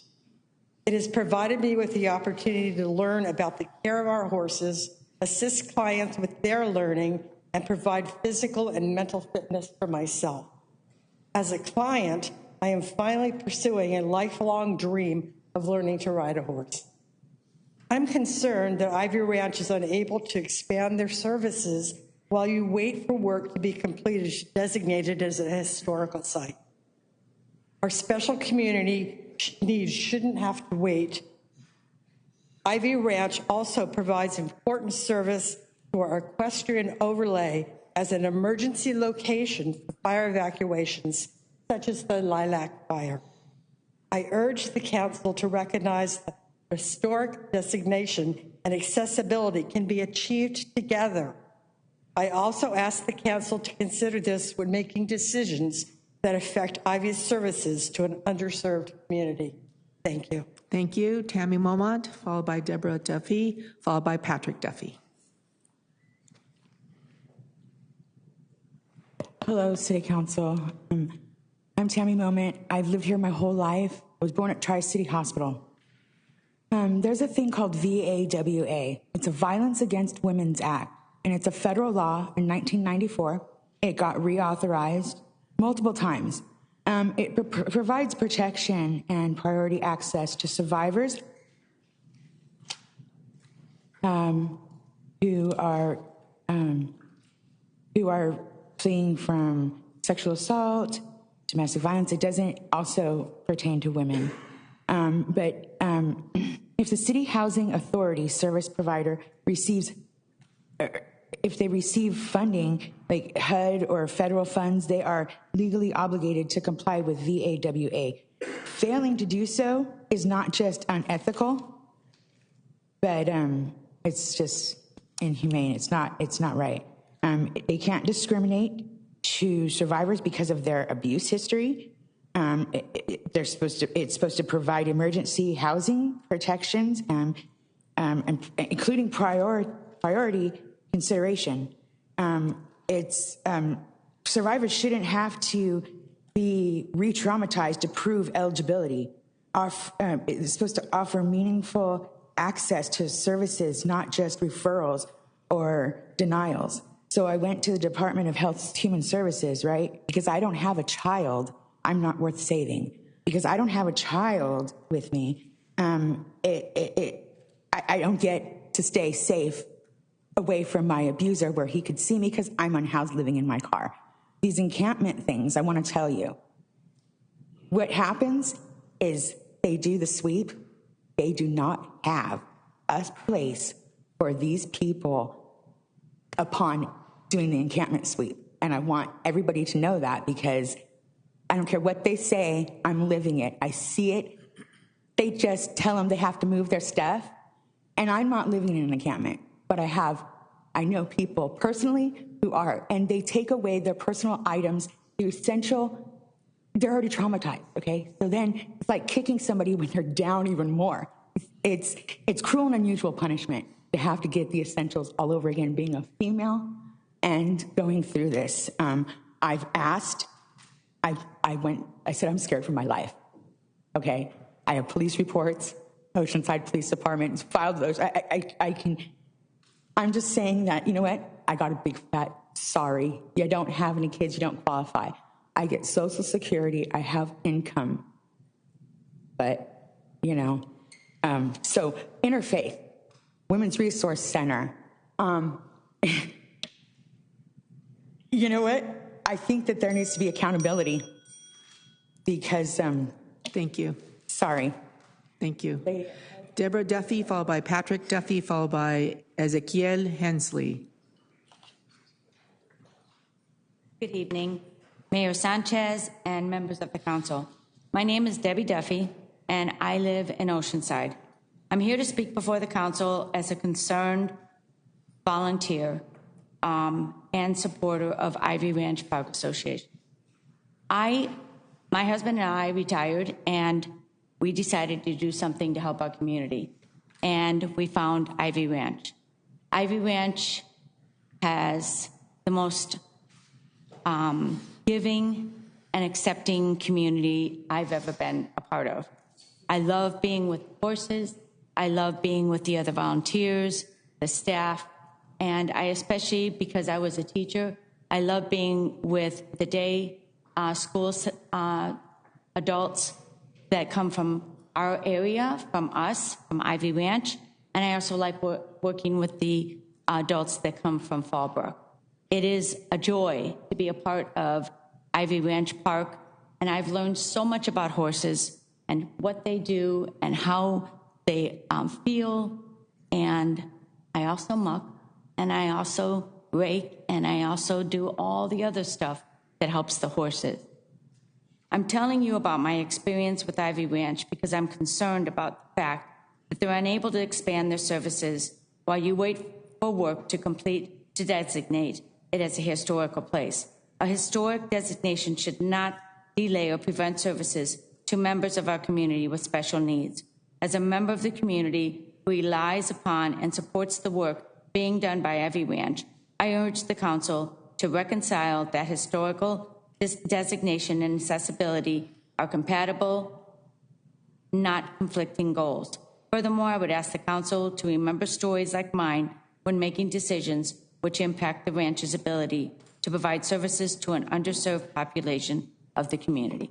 Thank you. Patrick Duffy, followed by Ezekiel Hensley.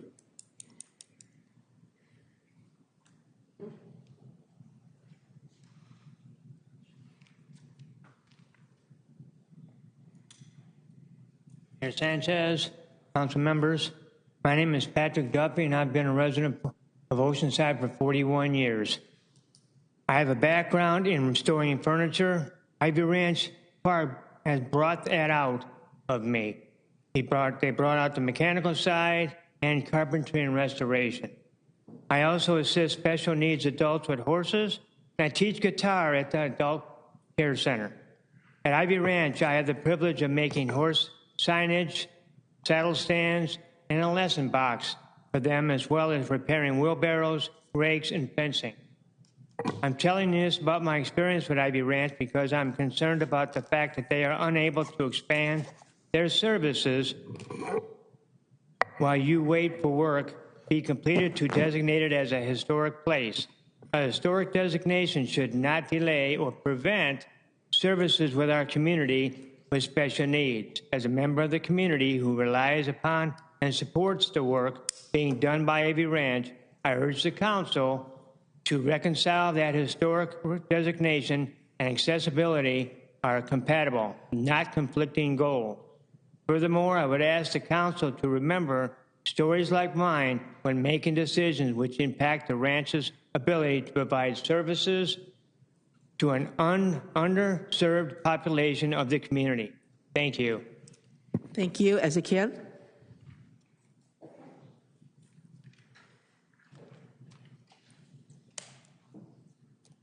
Hello, Mayor and City Council members. My name is Ezekiel Hensley. I'm Oceanside resident.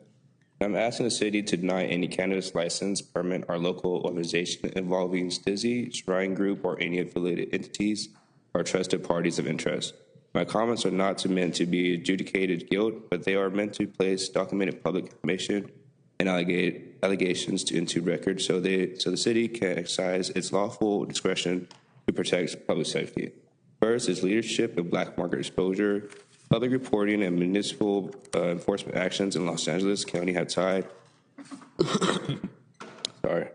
Tony Hank, founder of STIZI, to properties alleged by city authorities to have been used for illegal cannabis operations, resulting in civil enforcement actions and shutdowns. Investigations reporting have described these operations as a part of a broader pattern of illicit market activity connected to individuals associated with the brand.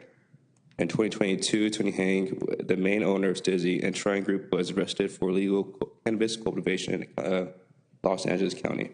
Second, repeated allegations of youth-appealing marketing. STIZI has been sued multiple times in civil court with allegations that its marketing, branding, and high-potency products appeal to minors and contributed to serious youth harm. The allegations themselves raise substantial concerns directly relevant to the city's obligations to protect minors and prevent youth access. Third, allegations of interstate diversion of unlawful distribution. STIZI and related entities have been accused in litigations and reporting of diverting cannabis products across state lines into jurisdictions where cannabis sales were illegal. Georgia and Illinois have current active lawsuits against STIZI. Interstate cannabis trafficking is a felony federal law, and allegations of this nature represent an extraordinary risk factor of any municipal considering local authorization. Taken together, these are not isolated issues. They reflect a pattern of allegations involving illicit marketing activity, youth exposure, regulatory circumvention, and enforcement actions. Precisely the types of concerns California cities are legally entitled and obligated to concern when evaluating cannabis license. If the city is serious about protecting minors and ensuring fairness to compliance, it should not extend localization to brands or ownership groups facing this volume of severity. Thank you. Thank you. Item number 13, staff. This is under adoption of ordinances. Staff recommends City Council adopt an ordinance amending the Oceanside Traffic Code by the amendment of Article 10, Section 10.28 regarding parking of oversized vehicles, introduced January 28th by a 5-0 vote. Are there any requests to speak on this item? Move okay, adoption. No public. Okay, there's a motion and a second. Please title the ordinance. Thank you. This is the second reading and adoption of an ordinance of the City Council of the City of Oceanside, amending the Oceanside Traffic Code by the amendment of Article 10, Section 10.28, regarding parking of oversized vehicles. Okay, please vote.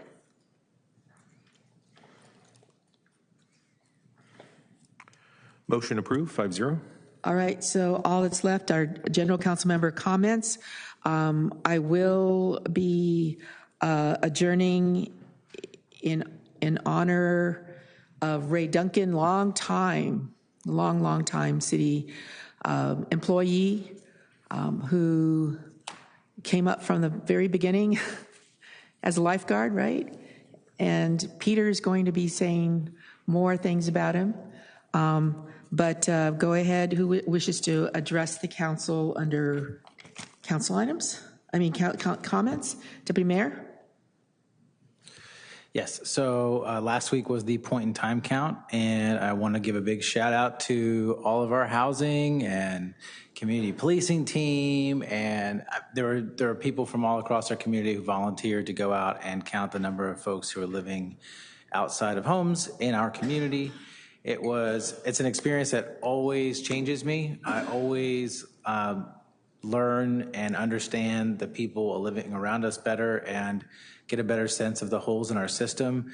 More that I talk to service providers, the more that they are reflecting the line that we kept hearing, that the fastest growing group of people that are becoming homeless are our seniors. They're seeing that happen now, and it's kind of shocking to those that are providing those services, and it's pretty shocking to the system when you're talking to folks who are really struggling just to make it. So it's a morning, an early morning that is another rededication to the important work of trying to get people out of the cycle of homelessness. And I just want to thank our staff who show up very early. I'm not sure if they even get sleep to that night before the 4 a.m. launch. Friday night was the OFD awards night, and there were some pretty amazing shout outs to our firefighters and lifeguards and the work that they did over the past year.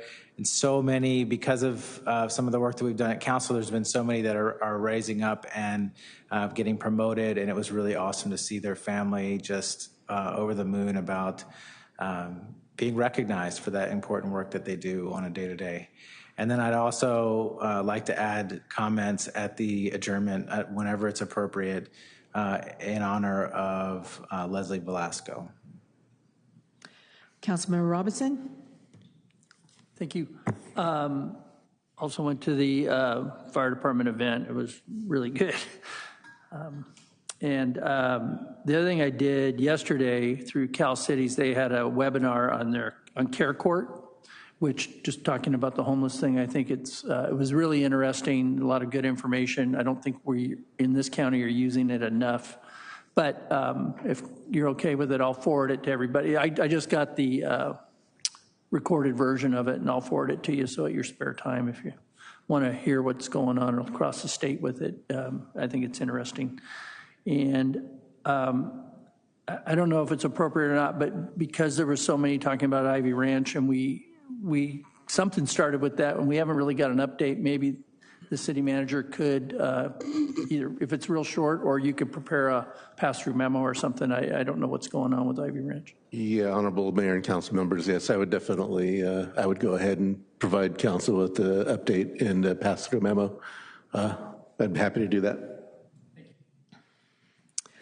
All right, yes, I also attended the firefighter annual pinning retirement celebration.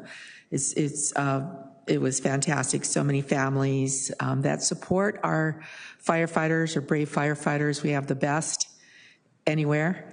So it was really wonderful to see that.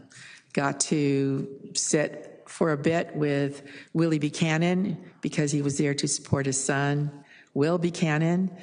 So it's just, kind of like a passing of the torch in a different way.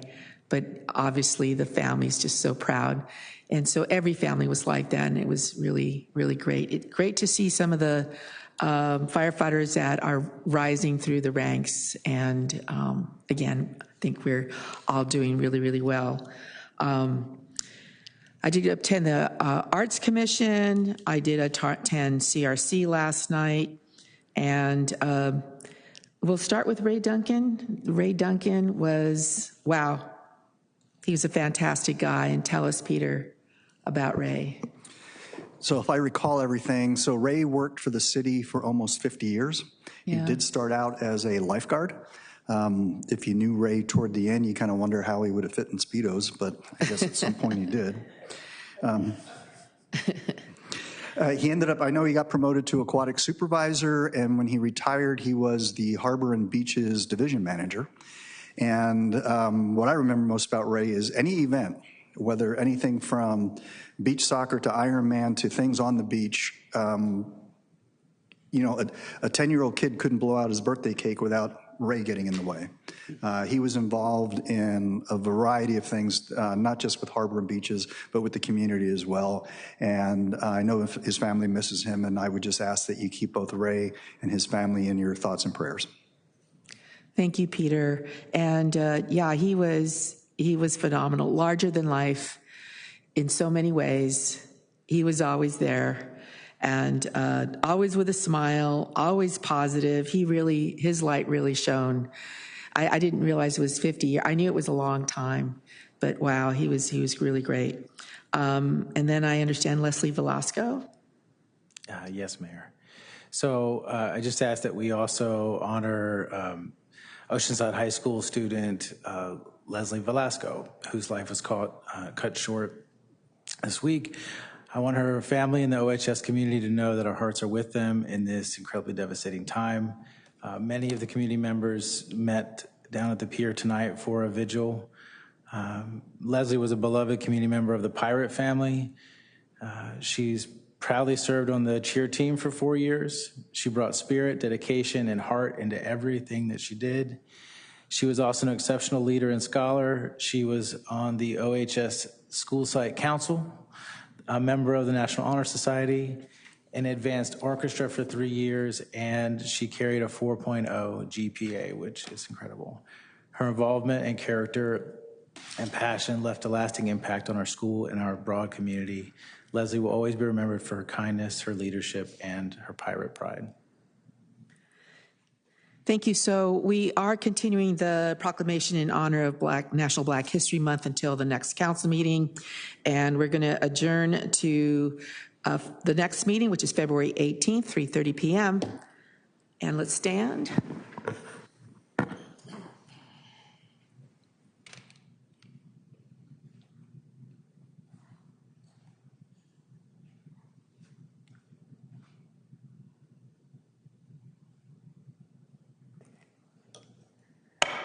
Meeting adjourned.